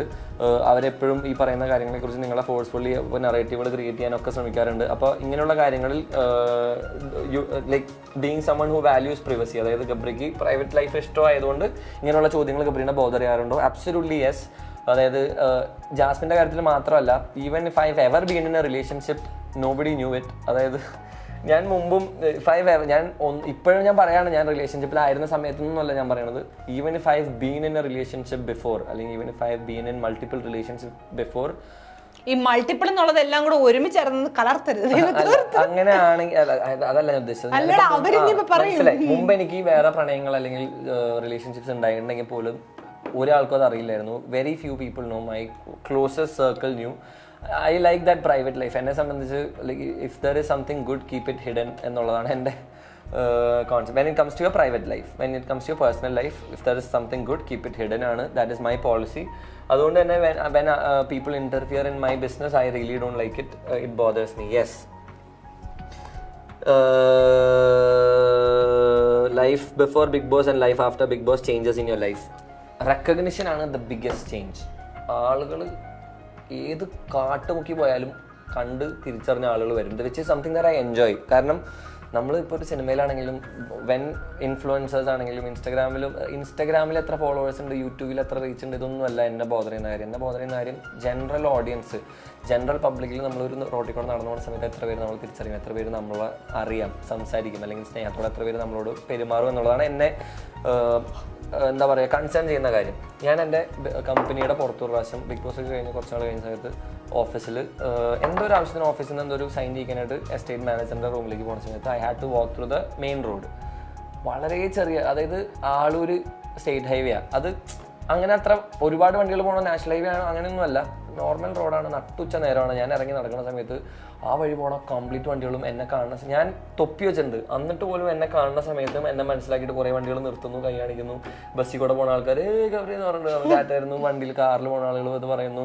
ഇന്ന് പോലും ഞാൻ ഇങ്ങോട്ട് വരുന്ന സമയത്ത് കാറിൽ ഫ്രണ്ടിൽ പോയ ഒരു കാറിൽ ഒരു ഫുൾ ഫാമിലി, ഒരു 2 പിള്ളേരൊക്കെ ഉണ്ടായിരുന്നു. അവർ ഭയങ്കരമായിട്ട് എക്സൈറ്റഡ് ആയിട്ട് ചാടിത്തുള്ളി നമ്മൾ ഫ്ലൈങ് കിസ് ആയിരുന്നു, ഫോട്ടോ എടുക്കുന്നു. അങ്ങനത്തെ സാധനം I really like that recognition that I get, which that is the biggest change in my life after Bigg Boss. പിന്നെ ട്രോമ, ബിഗ് ബോസിന് ശേഷം അത്യാവശ്യം നല്ല രീതിയിലുള്ള മാറ്റങ്ങളുണ്ട്. മാറ്റങ്ങൾ എന്തൊക്കെയാണെന്ന് ചോദിക്കുവാണെങ്കിൽ ഈ ഒരു വീഡിയോയിൽ തീരാത്തത്ര മാറ്റങ്ങളുണ്ട്. നല്ലതും മോശമായിട്ടുള്ള അത്യാവശ്യം നല്ല രീതിയിലുള്ള മാറ്റങ്ങളുണ്ട്. ചോദിക്കട്ടെ അടുത്ത ചോദ്യം. നിങ്ങൾ ഒരുമിച്ച് പോകാൻ ആഗ്രഹിക്കുന്ന ഒരു ഫോറിൻ ഡെസ്റ്റിനേഷൻ. എനിക്ക് കണ്ണ് നല്ല വേദനയായിരിക്കും, രാത്രി മൈഗ്രെയിൻ അടിക്കും ഈ ലൈറ്റ് നോക്കിയിട്ട്. നീ അത് വെച്ചോ. നിങ്ങൾ ഒരുമിച്ച് പോകാൻ ആഗ്രഹിക്കുന്ന ഒരു foreign destination, abroad, international trip നമ്മൾ ആഗ്രഹിക്കുന്ന ഒരു സ്ഥലം എന്ന് പറയുന്നത്? എനിക്ക് തായ്ലൻഡിൽ പോകണമെന്നുള്ള ആഗ്രഹം എന്തുകൊണ്ടാന്ന് അറിയാമോ? ഞാൻ ഇവന്റെ അടുത്ത് പറഞ്ഞാ നമുക്ക് തായ്ലൻഡിൽ പോയാലോ. അല്ല, എനിക്ക് എന്തെന്ന് വെച്ചാല് ഞാൻ എത്രയോ വർഷങ്ങളുണ്ട് നമ്മൾ കേൾക്കുന്നത് തായ്ലാൻഡിൽ എന്തിനോ ചക്കയ മാങ്ങ തേങ്ങയെ കൊണ്ട് തായ്ലാൻഡിൽ മറ്റേ പുഴുവിനെ തിന്നണം. അത് എന്ന് പറഞ്ഞാൽ എനിക്ക് പുഴുവിനെ തിന്നാനുള്ള കൊതി കൊണ്ടൊന്നുമല്ല, ലൈക്ക് നമുക്ക് ട്രൈ ചെയ്ത് നോക്കണം. പിന്നെ അവിടെ കുറേ ക്യൂട്ടായിട്ടുള്ള കുറേ കമ്മല്, മാല, കുറേ ഫാൻസി സാധനങ്ങൾ, അത് ഇതൊക്കെ കുറേ കിട്ടുന്ന മസാജാണ്. എനിക്ക് പോകണം ഒരുമിച്ച് പോകാൻ ആഗ്രഹിക്കുന്ന ഒരു foreign destination would be Kazakhstan. കാരണം ഞാൻ അതിനെക്കുറിച്ച് കുറേ സംസാരിച്ചിട്ടുണ്ട് ജാസ്മിൻ്റെ അടുത്ത്. കസാഖ്സ്ഥാൻ പോയാൽ കൊള്ളാമെന്നുണ്ട്. പിന്നെ I really want go to Nepal. May be next trip we are gonna do together is Nepal. ഞാൻ തായ്ലൻഡിൽ നേപ്പാൾ ഈസ് എക്സ്ട്രീംലി ബ്യൂട്ടിഫുൾ. അത് അപ്പം എനിക്ക് പോകണമെന്നുണ്ട് നേപ്പാൾ. ഒന്നും ചോദിക്കാനില്ല. നിങ്ങൾക്ക് ഞങ്ങളോട് വല്ലതും ഉണ്ടെങ്കിൽ പറയാം, ഞങ്ങൾ കേൾക്കാം. പറഞ്ഞോണ്ടിരിക്കുന്നത് മീൻസ് അതാ പുള്ളിയുടെ ആ ഒരു ഇതെന്താണെന്നറിയോ, അതാണ് that is thing I like. അതായത് ക്വസ്റ്റ്യൻ ചെയ്യണേക്കാളും കൂടുതൽ അതാണ് സ്നേഹം. അതായത് നിങ്ങൾ എന്ത് പറഞ്ഞാലും കുഴപ്പമില്ല. അതായത് വൃത്തിയോടല്ല ഉദ്ദേശിക്കുന്നത്. Whatever you say is what I like to hear, which is nice. Thank you. Meghalaya vlog full part ഡിസംബറിലെങ്കിലും പബ്ലിഷ് ആക്കോ? വന്നല്ലോ. എൻ്റെ ചാനൽ കഴിഞ്ഞ ഒരാഴ്ചയായിട്ട് ഒരു 5-6 വീഡിയോ കയറിയുണ്ട്. എനിക്കത് ഒട്ടും താല്പര്യമില്ലാത്തൊരു കാര്യമാണെങ്കിലും നിങ്ങൾ പറഞ്ഞ് നിർബന്ധിച്ചുകൊണ്ടാണ്. ഞാൻ 3 ആഴ്ച കൊണ്ട് ഇടാന്ന് പറഞ്ഞ സാധനമാണ് ഇവളും നിങ്ങളിരുന്ന് നിർബന്ധിച്ചിട്ട് ഞാൻ 2 ദിവസം കൊണ്ട് പോസ്റ്റ് ചെയ്തത്. ജാസുവിനെ ഗബ്രിയുടെ വീട്ടിൽ കൊണ്ടുപോകുന്ന വീഡിയോ കാണാൻ കട്ട വെയിറ്റിംഗ് ആണ്. ഇൻഷാല്ലാ. Q&A ചെയ്യുമ്പോൾ മറ്റുള്ളവർക്ക് ട്രോൾ ചെയ്യാനുള്ള അവസരം കൊടുക്കാതെ ശ്രദ്ധിക്കുക. ഓക്കെ, ശ്രദ്ധിച്ചോളാം. ഇതിപ്പോ ഇന്നത്തെ എന്ത് പറഞ്ഞല്ലേ, സ്പീക്ക് ഫ്രം യുവർ ഹാർട്ട് എന്ന് പറഞ്ഞിട്ട് നമ്മള് മനസ്സുകൊണ്ട് എന്ത് സംസാരിക്കാറുള്ളൂ. അത് വരും, അതെങ്ങനെയാണ്. ഇത് വെച്ചിട്ട് എത്ര പേര് റിയാക്ഷൻ ചെയ്യുന്നു നോക്കിക്കോ. ആക്ച്വലി ഗൈസ് ഞാനിപ്പോ ഇത് എൻജോയ് ചെയ്യുന്നു. നിങ്ങൾ രണ്ടുപേരും ഒന്നിച്ച് കാണാൻ. ചോദ്യങ്ങളൊന്നും ചോദിക്കാനില്ല. നിങ്ങൾ രണ്ടാളും എന്നും ഒന്നിച്ചുണ്ടായാൽ മാത്രം മതി. ജാസ്മിൻ പാവ, അവളെ വിഷമിപ്പിക്കില്ലേ bro. Okay, thank you so much. Jasmine ഒരു വരം തരുന്നു, ദൈവം ഒരു വരം തരുന്നു. ദൈവം ഒരു വരം തരുന്നു രണ്ടാൾക്കും. ജാസ്മിൻ ചോദിക്കുന്നത് ഗബ്രിക്ക് കിട്ടും, ഗബ്രി ചോദിക്കുന്നത് ജാസ്മിൻ കിട്ടും. എന്താവും നിങ്ങൾ ചോദിക്കുക? ഞാൻ സൗന്ദര്യം പിന്നെ ജാസ്മിന് ആവശ്യമില്ലാത്തതുകൊണ്ട് അത് ചോദിക്കേണ്ട ആവശ്യമില്ല. പിന്നെ പൈസ ആണെങ്കിലും സൗന്ദര്യം നിനക്ക് ഉള്ളതുകൊണ്ട് ഞാൻ അത് ചോദിക്കില്ല എന്നാ പറഞ്ഞത്. ബുദ്ധി നിനക്ക് ഇല്ലാത്തോണ്ടാ ഞാൻ ചോദിക്കുന്ന പറഞ്ഞത്. അമ്പടി കള്ളി ശരിതരാം. ജാസ്മിന് വേണ്ടി ഞാൻ ചോദിക്കുക,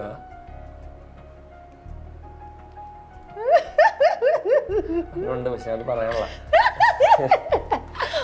ജാസ്മിന്റെ ഇൻസെക്യൂരിറ്റീസ് പോട്ടെ എന്ന് ഞാൻ വിഷ് ചെയ്യും. അതായത് ഒരു വീഡിയോന്റെ മുമ്പിൽ വരുന്ന സമയത്ത് സെൽഫി ക്യാമറ വെച്ച് ഷൂട്ട് ചെയ്യൂ, ലിപ്സ്റ്റിക് ഇട്ടാലേ പുറത്തിറങ്ങൂ. അതായത് തിയേറ്ററിൽ നിന്ന് പുറത്തിറങ്ങുമ്പോൾ ലിപ്സ്റ്റിക് ഇട്ടില്ലെങ്കിൽ എന്റെ മുഖം വൃത്തികേടാണ്, എന്റെ മുടി അതാണ് ഇതാണ്. പിന്നെ ഈ വൃത്തികെട്ടൊരു മറ്റേ ഒരു ചിന്തയുണ്ട്, അതായത് ഇമ്പൾസീവ് ആയിട്ടുള്ളൊരു ഡിസിഷൻ മേക്കിംഗ് ഉണ്ട്. അതായത് ഇപ്പൊ തോന്നുമ്പോ ഇപ്പൊ പോയിട്ട് മുടി വെട്ടണം, ഇപ്പൊ പോയി മുടി വെട്ടാം, നഖം 10 മുകളിൽ കയറ്റി വെക്കണം, ചെയ്യാം. എനിക്ക് അങ്ങനത്തെ ഇമ്പൾസീവ് ഡിസിഷൻസ് ഒട്ടും ഇഷ്ടമല്ല. സോ എന്റെ കുറ്റം പറയാനല്ല പറഞ്ഞത്, ഏതിനോട് വരം ചോദിക്കാൻ എനിക്ക് ബുദ്ധിയിലാണല്ലേ പറഞ്ഞത്. അല്ല അത് ഞാൻ പറഞ്ഞില്ല, അത് ഞാൻ വെറുതെ പറഞ്ഞില്ലേ. നല്ല അത് പോട്ടെ എന്ന് ഞാൻ വരാൻ ആഗ്രഹിക്കും. ഞാൻ പറഞ്ഞില്ല. പറഞ്ഞു. നിനക്ക് എന്ത് തരാൻ പ്രാർത്ഥിക്കും ഞാൻ? ജാസ്മിന്റെ ജീവിതത്തിൽ ഒരുപാട് ഹാപ്പിനെസ് വരട്ടെ എന്നായിരിക്കും ഞാൻ ആഗ്രഹിക്കുന്ന വരം. ഞാൻ ഗബ്രിക്ക് നല്ല കുറെ സിനിമ ഇട്ടിട്ടെ എന്ന് പ്രാർത്ഥിക്കാം. Thank you. ഗബ്രിയുടെ ഏറ്റവും വലിയ ആഗ്രഹം അതാണ്, കുറെ നല്ല സിനിമകൾ ചെയ്യണമെന്ന്. ഫോളോവേഴ്സ് കൂടട്ടെ എന്ന് ഞാൻ പ്രാർത്ഥിച്ചിട്ട് കാര്യമില്ലല്ലോ, ഇൻഫ്ലുവൻസർ ആയതുകൊണ്ട്. ബാക്കി ബേബി കാണിച്ചിരുന്ന സൈൻ ലാംഗ്വേജസ് എന്താ എക്സ്പ്ലെയിൻ ചെയ്യാമോ? അത് സത്യം പറയട്ടെ, ഞങ്ങൾ പുറത്തുനിന്ന് പ്ലാൻ ചെയ്ത് ഒന്നൊന്നുമല്ല, അത് അതിന്റെ അകത്തിരുന്ന് പ്ലാൻ ചെയ്തതാ. ലൈവ് കണ്ടവർക്ക് അതിന്റെ അകത്ത് തന്നെ കാണുമ്പോ മനസ്സിലാവും. അതാണ് പ്രത്യേകത, അത് ഒരു മനുഷ്യർക്ക് മനസ്സിലായിട്ടില്ല. അത് നിങ്ങൾക്ക് മനസ്സിലായില്ല. ഞങ്ങൾ അതിന്റെ അകത്ത് നിന്ന് ഞങ്ങള് ഒരുമിച്ചിരുന്ന് പറഞ്ഞതാണ്. എടാ അതെന്താ നമ്മൾ എന്തായിരുന്നു ഏത് സാഹചര്യത്തിലും എന്തോ ഒരു സാഹചര്യം നമ്മളിങ്ങനെ പ്ലാൻ ചെയ്തത്. പക്ഷെ നിങ്ങൾ ചിന്തിക്കുന്ന പോലെ അത്ര വലിയ സാധനമൊന്നുമല്ല. നമ്മള് ചുമ്മാ ഞാനത് ആർക്കൊക്കെ പറഞ്ഞു കൊടുത്തിട്ടുണ്ട്. നമ്മുടെ അപ്സരയ്ക്ക് അറിയാം, അപ്സര എങ്ങനെയൊക്കെ ചെയ്യുന്നില്ല. അതൊക്കെ ഞാൻ തന്നെ മറന്നുപോയി. ആക്ച്വലി ഞാൻ പറഞ്ഞിട്ടില്ല. 1 2 3 1 3 2 പിന്നെ 1 0 0 0 1 0 0 അതിലോട്ടെ. ബിബിയിൽ അകത്തും പുറത്തും നിങ്ങൾ ഒരുപോലെ തന്നെയായിരുന്നു, ഒരു മാറ്റവും നിങ്ങൾ കണ്ടിട്ടില്ല. വളരെ വിചിത്രമായ ബോണ്ടാണ് നിങ്ങൾ തമ്മിലുള്ളത്. പ്രത്യേകിച്ച് ഗബ്രി പുറത്തിറങ്ങിയിട്ട് ജാസ്മിനെ തള്ളി പറയുകയോ മാറ്റി നിർത്തുകയോ ചെയ്തില്ല, ഇപ്പോഴും കൂടെ നിർത്തുന്നു. ജീവിതത്തിൽ ഗബ്രിയെ പോലെ ഒരാളെ ഫ്രണ്ട് അല്ലെങ്കിൽ ഒരു നല്ല ലൈഫ് പാർട്ണർ എങ്ങനെയായിരിക്കണം എന്നതിനുള്ള ഉത്തമ ഉദാഹരണമാണ് ഗബ്രി. എന്താണ് ഇതിനെക്കുറിച്ച് അഭിപ്രായം? ഞാൻ എന്നോട് തന്നെ ഈ അഭിപ്രായം ചോദിച്ചിട്ട് എന്താ കാര്യം? നിങ്ങളുടെ വീഡിയോസ് വ്ളോഗൊക്കെ കാണാൻ അടിപൊളിയാണ്, എത്ര കണ്ടാലും വീണ്ടും വീണ്ടും കാണാൻ തോന്നും. നിങ്ങൾ ഒരുമിച്ചുള്ളപ്പോൾ വളരെ ഹാപ്പി ആയിട്ടാണ് കാണുന്നത്, ആ സന്തോഷം ഞങ്ങൾക്കും കിട്ടുന്നുണ്ട്. രണ്ടുപേരുടെയും ഒരുപാട് ഇഷ്ടം എന്ന് ഇതുപോലെ ഹാപ്പി ആയിട്ടിരിക്കാൻ സാധിക്കട്ടെ. Thank you so much. That's very sweet of you. എനിക്ക് I feel awkward when people praise me a lot, അതുകൊണ്ടാണ്. പക്ഷേ thank you so much for that, it really means a lot for me. അപ്പോൾ Q&Aയിൽ പുതിയ മെമ്പറായിട്ട് നമ്മൾ ഭയങ്കര വളർന്നു. അതിൽ ഞാൻ പറഞ്ഞത് എൻ്റെ കൈ മൊത്തം മുതിർന്നിരിക്കുവാനെ കാരണം നമ്മുടെ Q&Aയിൽ പുതിയ മെമ്പർ വന്നിട്ടുണ്ട്. ഓക്കെ, അപ്പൊ നമുക്ക് അടുത്ത ക്വസ്റ്റ്യനിലേക്ക് കിടക്കാം. Hi Gabri and Jasmin, which is your favourite pic together? Favourite pic together എനിക്ക് ഏറ്റവും ഇഷ്ടമുള്ള പിക്കുകൾ പറഞ്ഞാൽ പാലക്കാട് വ്ളോഗിന് കഴിഞ്ഞിട്ട് അപ്പോൾ എടുത്ത്, പിന്നെ ഫസ്റ്റ് പബ്ലിക് ആയിട്ട് ഫോട്ടോ എനിക്ക് ഭയങ്കര ഇഷ്ടമാണ്. എനിക്ക് ഏറ്റവും ഇഷ്ടപ്പെട്ട പിക്ചർ അങ്ങനെ ഏറ്റവും ഇഷ്ടപ്പെട്ട പിക്ചറല്ല, സ്പെഷ്യൽ ആയിട്ടുള്ള ഒരു ഫോട്ടോ പറയാം. ബിബിയിൽ വന്നിട്ട് നമ്മുടെ ആഫ്റ്റർ പാർട്ടിക്ക് നീ ഫസ്റ്റ് നമ്മൾ സെൽഫി എടുത്ത് ഓർക്കുന്നുണ്ടോ? സെൽഫി അല്ല, സെൽഫി എടുത്ത ഫസ്റ്റ് സെൽഫി എടുത്തു നമ്മൾ. അതല്ലാതെ ഫോട്ടോ എടുത്തു.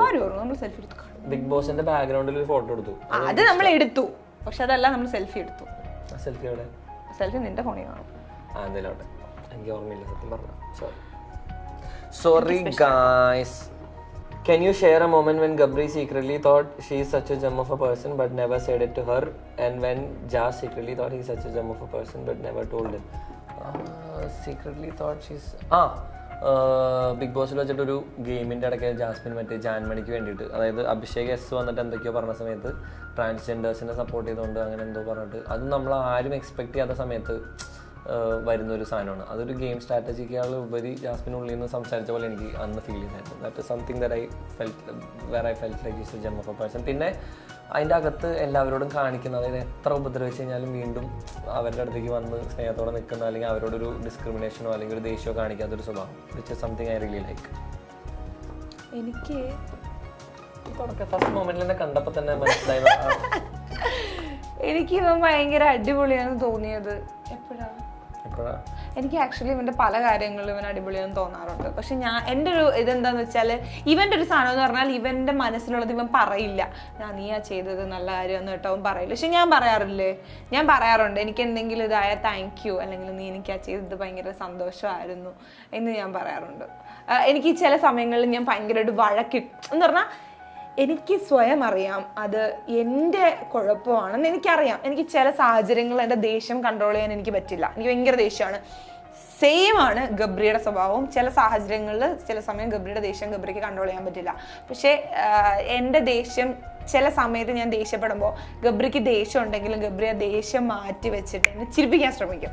എന്തെങ്കിലുമൊക്കെ വളപ്പിടിച്ചിട്ടൊക്കെ ആയിരിക്കും ഗബ്രി എന്നെ ചിരിപ്പിക്കാൻ ശ്രമിക്കും. ഇത് വലിയ കാര്യമായിട്ട് ഗബ്രിക്ക് തോന്നത്തില്ല, പക്ഷെ എനിക്കത് ഭയങ്കര ഇഷ്ടമാണ് അങ്ങനെ ചെയ്യുന്നത്. Thanks. Have you watched any part, episode or video clip of Big Boss together? If so, which episode or clip is your most watched or favorite? Reentry ഏറ്റവും കൂടുതൽ കണ്ടിട്ടുള്ളത് റീഎൻട്രിയും പിന്നെ എവിക്ഷനും. അത് രണ്ടുമായിരിക്കും ഏറ്റവും കൂടുതൽ റീഎൻട്രി എവിക്ഷനാണ് കൂടുതൽ കണ്ടിട്ടുള്ളത്.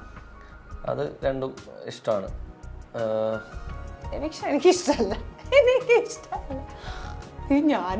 ഞാൻ പുറത്തിറങ്ങിയിട്ടാണ് ഞാൻ ആ കരഞ്ഞ വീഡിയോ ഞാൻ ഞാൻ എന്തൊരു കരച്ചില്. ഷാൻ സിഫാരിഷാണ് ഈ ചോദ്യം ചോദിച്ചിട്ടുള്ളത്. അന്ന് എനിക്ക് പക്ഷെ ഭയങ്കര വിഷമം കൊണ്ട് ഞാൻ കരഞ്ഞാണ്. കുറെ പേര് അവൾ അഭിനയിച്ച് അവിടെ നിന്ന് തകർക്കുന്നെന്ന്. ജാസ്മിനോട് ഇമോഷണൽ ഇൻഡിപെൻഡൻസ് അക്വയർ ചെയ്യാൻ പറയണം. മെന്റലി ഇത്ര സ്ട്രോങ് ആണെന്ന് പറഞ്ഞാലും she is emotionally too weak. ആ ഡിപ്പെൻഡൻസി മാറ്റിയേ പറ്റൂ. പിന്നെ don't be an open book. Filter ചെയ്തത് ഫിൽറ്റർ തന്നെ ചെയ്യണം. ഇത്രയും ഹേറ്റഡിനെ സ്ട്രെങ്തോടെ നേരിട്ടുകൊണ്ടിരിക്കുന്നതിന് ഹാറ്റ്സ് ഓഫ്. എന്നും എപ്പോഴും പരസ്പരം കൂടെ ഉണ്ടാവാൻ പറ്റട്ടെ. Thank you so much. Jasmine ഒരു ബെസ്റ്റ് ഫ്രണ്ടായി കിട്ടിയപ്പോൾ ലൈഫിൽ വന്ന മാറ്റങ്ങൾ. ഉഫ് എൻ്റെ അമ്മേ, എനിക്കൊന്നേ പറയാനുള്ളൂ. അല്ല പറ. ലൈഫിൽ വന്ന മാറ്റങ്ങൾ. Jasmine sometimes pushes me to do some stuff which I've been hesitant for a long time. ഇപ്പോൾ ഞാൻ എൻ്റെ ഈ ട്രാവൽ വ്ളോഗൊന്നും ഒരിക്കലും പ്രാക്ടിക്കലി ഞാൻ ചെയ്യാൻ സാധ്യതയില്ലാത്തൊരു കാര്യമാണ്. അല്ലെങ്കിൽ ഒരു യൂട്യൂബ് ചാനൽ തുടങ്ങുക, ഇങ്ങനെ വ്ളോഗ് ചെയ്യുക. കാരണം I've always known this is my strong suit. അതായത് സംസാരിക്കാനും പ്രസൻറ്റ് ചെയ്യാനും has always been my strong suit from a very young age. പക്ഷെ I've never explored that part of my life. അപ്പോൾ ആ കാര്യത്തിൽ ജാസ്മിൻ എന്നെ പുഷ് ചെയ്തു, ചാനൽ തുടങ്ങി നിർബന്ധിച്ച് വ്ളോഗ് എടുപ്പിച്ചു. ട്രാവൽ ചെയ്യുന്ന സമയത്താണെങ്കിലും വ്ളോഗ് ചെയ്തതും ഇട്ടതും എഡിറ്റ് ചെയ്യാനൊക്കെ ഫോഴ്സ് ചെയ്യണത്. That is something which made me change in to this person who I am right now. ഞാനിപ്പോൾ യൂട്യൂബായാലും എന്താ വ്ളോഗ് ചെയ്താൽ എന്താ എന്നുള്ള രീതിയിലേക്ക് ചിന്തിച്ച് ട്രാവൽ വ്ളോഗുകൾ എൻജോയ് ചെയ്ത് നിങ്ങളിലേക്ക് എത്തിക്കുന്നുണ്ട്. And people are enjoying it, which is something that very special and dear to my heart. അപ്പോൾ അതായിരിക്കാം വന്ന ഏറ്റവും വലിയ മാറ്റം. പിന്നെ ഞാൻ കുറച്ചുകൂടി പേഷ്യൻസ് പഠിച്ചു തുടങ്ങി. അതായത് ഞാൻ എൻ്റെ ജീവിതത്തിൽ ഇതേപോലെ വേറൊരാൾക്കും വേണ്ടിയിട്ട് പേഷ്യൻ്റായിട്ട് നിന്നിട്ടില്ല. എനിക്ക് എൻ്റെ അമ്മയാണെങ്കിൽ പോലും അവർക്കറിയാം എൻ്റെ അടുത്ത് വന്നിട്ട് ഒരു ചോദ്യം 4 പ്രാവശ്യം ചോദിച്ചിട്ടുണ്ടെങ്കിൽ എൻ്റെ പൊളി, എൻ്റെ ഉള്ളിൽ നിന്ന് ഹാലടക്കും, എനിക്ക് ദേഷ്യം വരും. അതായത് I can't bear common sense ഇല്ലാത്ത ആൾക്കാരെ. ജാസ്മിന് കോമൺ സെൻസ് ഇല്ലാന്നല്ല ഞാൻ പറയണേ, പക്ഷെ ചില സാഹചര്യങ്ങളിൽ നമുക്ക് തോന്നും. ഞാൻ പറയാം ഒരു സാധനം ഞാൻ പറയാം. ഗബ്രി സിനിമ കണ്ടോണ്ടിരിക്കുമ്പോൾ, തിയേറ്ററിൽ പോയി സിനിമ കണ്ടോണ്ടിരിക്കുമ്പോൾ എനിക്ക് തോന്നുന്നില്ല ഗബ്രിയുടെ താരം. എനിക്ക് ദേഷ്യം വരും, എൻ്റെ അടുത്ത് ചോദിച്ചാൽ എനിക്ക് ദേഷ്യം വരും. അത് കഴിഞ്ഞ് ചോദിച്ചിട്ട് ഗബ്രിക്ക് ദേഷ്യം വരും. ഞാൻ എങ്ങനെ ഇങ്ങനെ ഇരിക്കും. അപ്പം കുറെ വിട്ടോ ഗബ്രി എനിക്ക് ഇങ്ങനെ പറഞ്ഞുതരും. പൊട്ടമ്മ ഗബ്രി എന്തെന്നറിയാമോ, ഇങ്ങനെ ഇരിക്കുമെന്ന് വിചാരിച്ചു ഗബ്രി ഇങ്ങനെ നോക്കാം, അവിടെ ഞാൻ മനസ്സിലാക്കിക്കോളാം. ജാസ്മിന് ജീവിതത്തിൽ ചേഞ്ച് ചെയ്യണമെന്ന് വിചാരിക്കുന്ന ഒരു കാര്യം ദേഷ്യമാണ്. I would really like to control my anger, അല്ലെങ്കിൽ എൻ്റെ ടെമ്പർ ലെവൽ ടെമ്പർമെന്റ് കുറച്ചുകൂടി സ്ട്രോങ് ആക്കണം എന്ന് എനിക്ക് ആഗ്രഹമുണ്ട്. എൻ്റെ ആണോ? എൻ്റെ നിനക്ക് നിന്റെ പറയണം. എനിക്ക് ഏറ്റവും കൺട്രോൾ ചെയ്യണമെന്ന് ആഗ്രഹിക്കുന്നത്, ഇഷ്ടമുള്ള ചേഞ്ച് ചെയ്യണമെന്ന് ആഗ്രഹമുള്ള ഒരു സാധനം, എനിക്ക് ചേഞ്ച് ചെയ്യണമെന്ന് ആഗ്രഹമുള്ള ഒരു സാധനം എന്ന് പറഞ്ഞാൽ എനിക്കൊരു സെൽഫ് റെസ്പെക്ട് കുറവാണ്. ഞാൻ ഒരുപാട് സ്നേഹിക്കുന്ന ആൾക്കാരുടെ കേട്ടോ. ഇപ്പം ഞാൻ ഇന്ന് പരിചയപ്പെടുന്ന അല്ലെങ്കിൽ നാളെ പരിചയപ്പെടുന്ന ആൾക്കാരല്ല. പണ്ടെന്നൊക്കെ പറഞ്ഞാൽ ഞാൻ ഇന്ന് പരിചയപ്പെടുന്ന ആൾക്കാരും എൻ്റെ ഭയങ്കര ഹൃദയത്തോട് അടുത്ത് നിൽക്കുന്ന ആൾക്കാരായിരുന്നു. പക്ഷെ ഇപ്പം എൻ്റെ ആ സ്വഭാവമൊക്കെ മാറി. പക്ഷെ എന്നാലും ഞാൻ ഭയങ്കരമായി സ്നേഹിക്കുന്ന ആൾക്കാർ എത്ര എന്നോട് എനിക്ക് അറിഞ്ഞൂടാ. എന്ന് പറഞ്ഞാൽ ഓപ്പൺ ആയിട്ട് പറഞ്ഞാൽ എനിക്ക് നാണോ ഗബ്രി എൻ്റെ അടുത്ത് പറയും നിനക്ക് എനിക്ക് ദേഷ്യം വരും ചിലത് കാണുമ്പോൾ. അപ്പൊ ഗബ്രി അത് എന്താ എനിക്കറിയില്ല എന്ന് പറഞ്ഞ ഇപ്പൊ എനിക്ക് ദേഷ്യം ഉണ്ടാവും, ഞാൻ അവരോട് ദേഷ്യപ്പെടും. ഇപ്പൊ ഗബ്രി ഇപ്പൊ എന്നോട് എന്തെങ്കിലും ചെയ്തു, എക്സാമ്പിൾ ആണ്. ഇപ്പൊ ഞാൻ ആ സമയത്ത് ഇവനോട് ദേഷ്യപ്പെട്ടാലും 5 മിനിറ്റ് കഴിയുമ്പോൾ എൻ്റെ ഉള്ളിൽ ആ ദേഷ്യം നിൽക്കില്ല. ഞാൻ എങ്ങനെയെങ്കിലൊക്കെ പോയി അവരോട് മിണ്ടണം, ദേഷ്യപ്പെട്ടെങ്കിലും മിണ്ടണം, സംസാരിക്കണം എന്നുള്ളൊരു സാധനം എനിക്ക് വരും. അവിടുന്ന് നമുക്ക് എന്താ നഷ്ടപ്പെടുന്നതെന്ന് അറിയാമോ? നമ്മുടെ സെൽഫ് റെസ്പെക്ട് നമുക്ക് നശിക്കും. ഇപ്പൊ ഇവ ആദ്യമേ ഒരു തെറ്റ് എന്നോട് ചെയ്തു, അപ്പൊ ഞാനത് എന്ത് ചെയ്തു, അപ്പൊ പറഞ്ഞു, പിന്നെ ഞാൻ എന്നോട് ക്ഷമിച്ചു, ഞാൻ വാലേ നടന്നു കഴിയുമ്പോൾ പിന്നെ ഇവനൊരു ഇട്ടോടെ ചെയ്തു, പിന്നെ ഞാൻ ക്ഷമിച്ചു.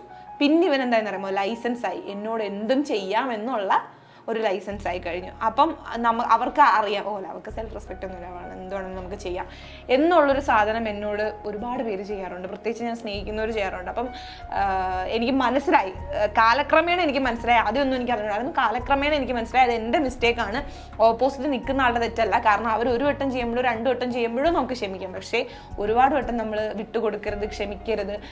ക്ഷമയാവാം, പക്ഷേ അനാവശ്യ കാര്യങ്ങളിൽ നമ്മൾ ഭയങ്കരമായിട്ട് ക്ഷമ കാണിക്കരുത്. അതും എൻ്റെ പ്രശ്നം എന്ന് വെച്ചാൽ ഇവൻ പറഞ്ഞ എനിക്ക് പണ്ടെന്തേലും ചെയ്തു തന്ന ഒരു കാര്യം വെച്ചിട്ടായിരിക്കും ഞാൻ ഇപ്പോഴും ഇങ്ങനെ പിടിച്ചുകൊണ്ടിരിക്കും, അന്ന് എനിക്ക് അവരങ്ങനെ ചെയ്തു തന്നു എന്നുള്ളൊരു സാധനം, അതെനിക്ക് മാറ്റണമെന്ന് ആഗ്രഹമുണ്ട്. ഒരു സെൽഫ് റെസ്പെക്ട് ഇല്ലായ്മ.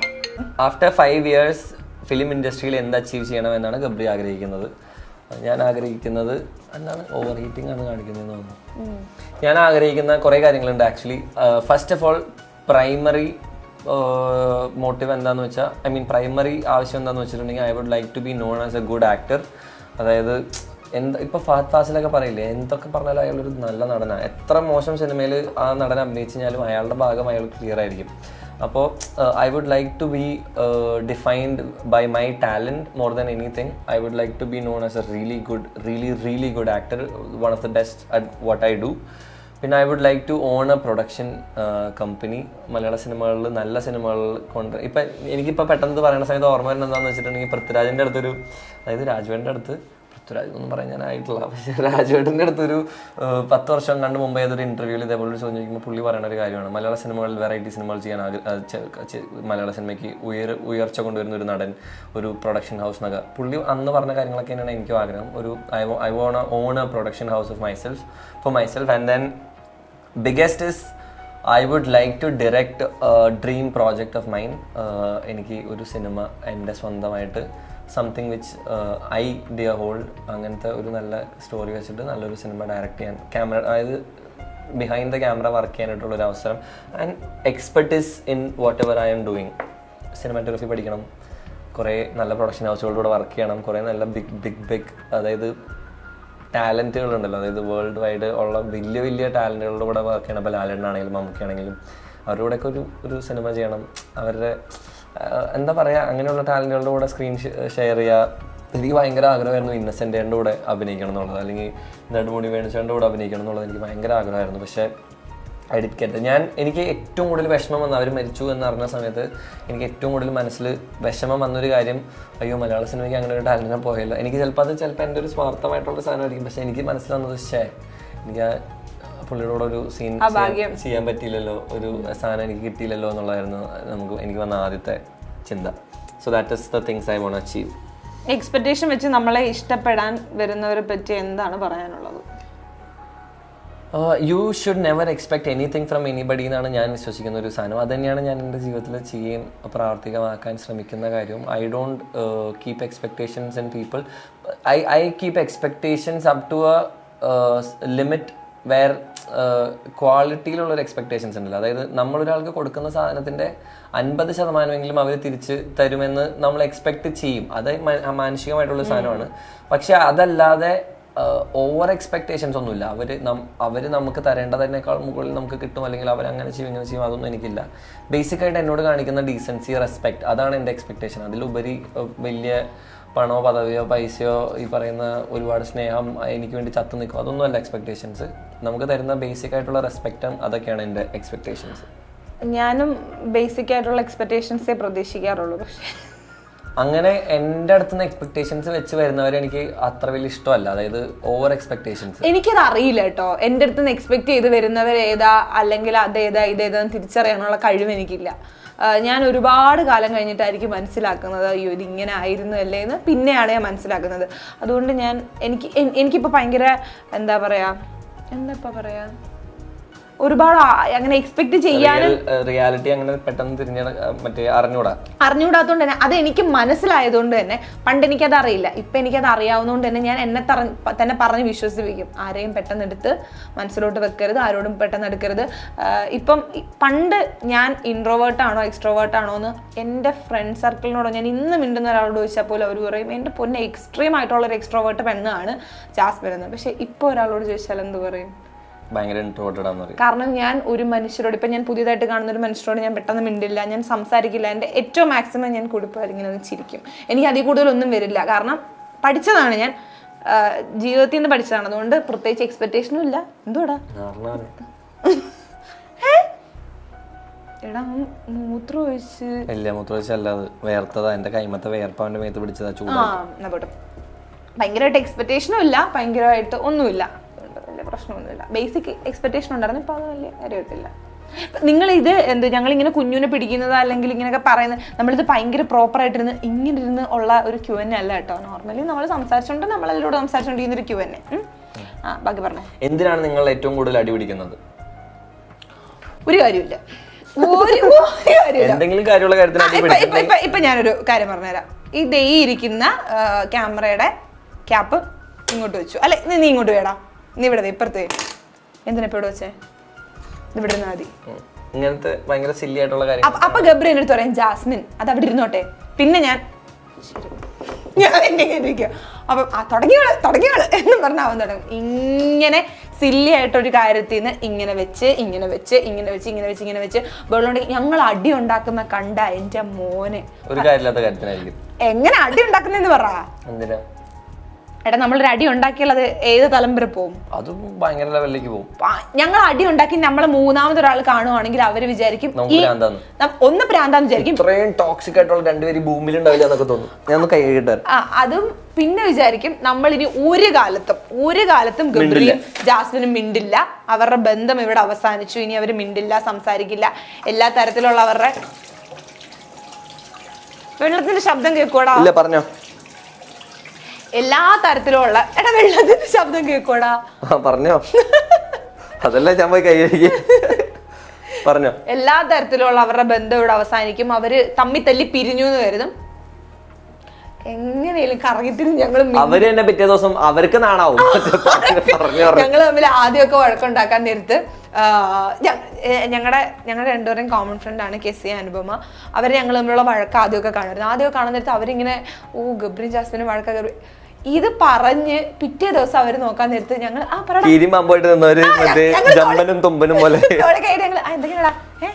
ഇങ്ങനെ അപ്പൊ അവരിങ്ങനെ ഞങ്ങളാരാ പൊട്ടന്മാര്, ഇത്രയും നാണില്ലാതെ രണ്ടുപേരും അങ്ങോട്ട് മാറി കുറ്റം പറഞ്ഞാലും ഞങ്ങളാരായി. ഇപ്പൊ അവര് ഞങ്ങളോട് പറയുന്നത് അറിയാമോ, എത്ര അടി ഉണ്ടായാലും നിങ്ങൾ ലാസ്റ്റ് സോൾവ് ആവും, പിന്നെ നിങ്ങൾ എന്തിനാ തല്ലുപിടിക്കണമെന്ന്.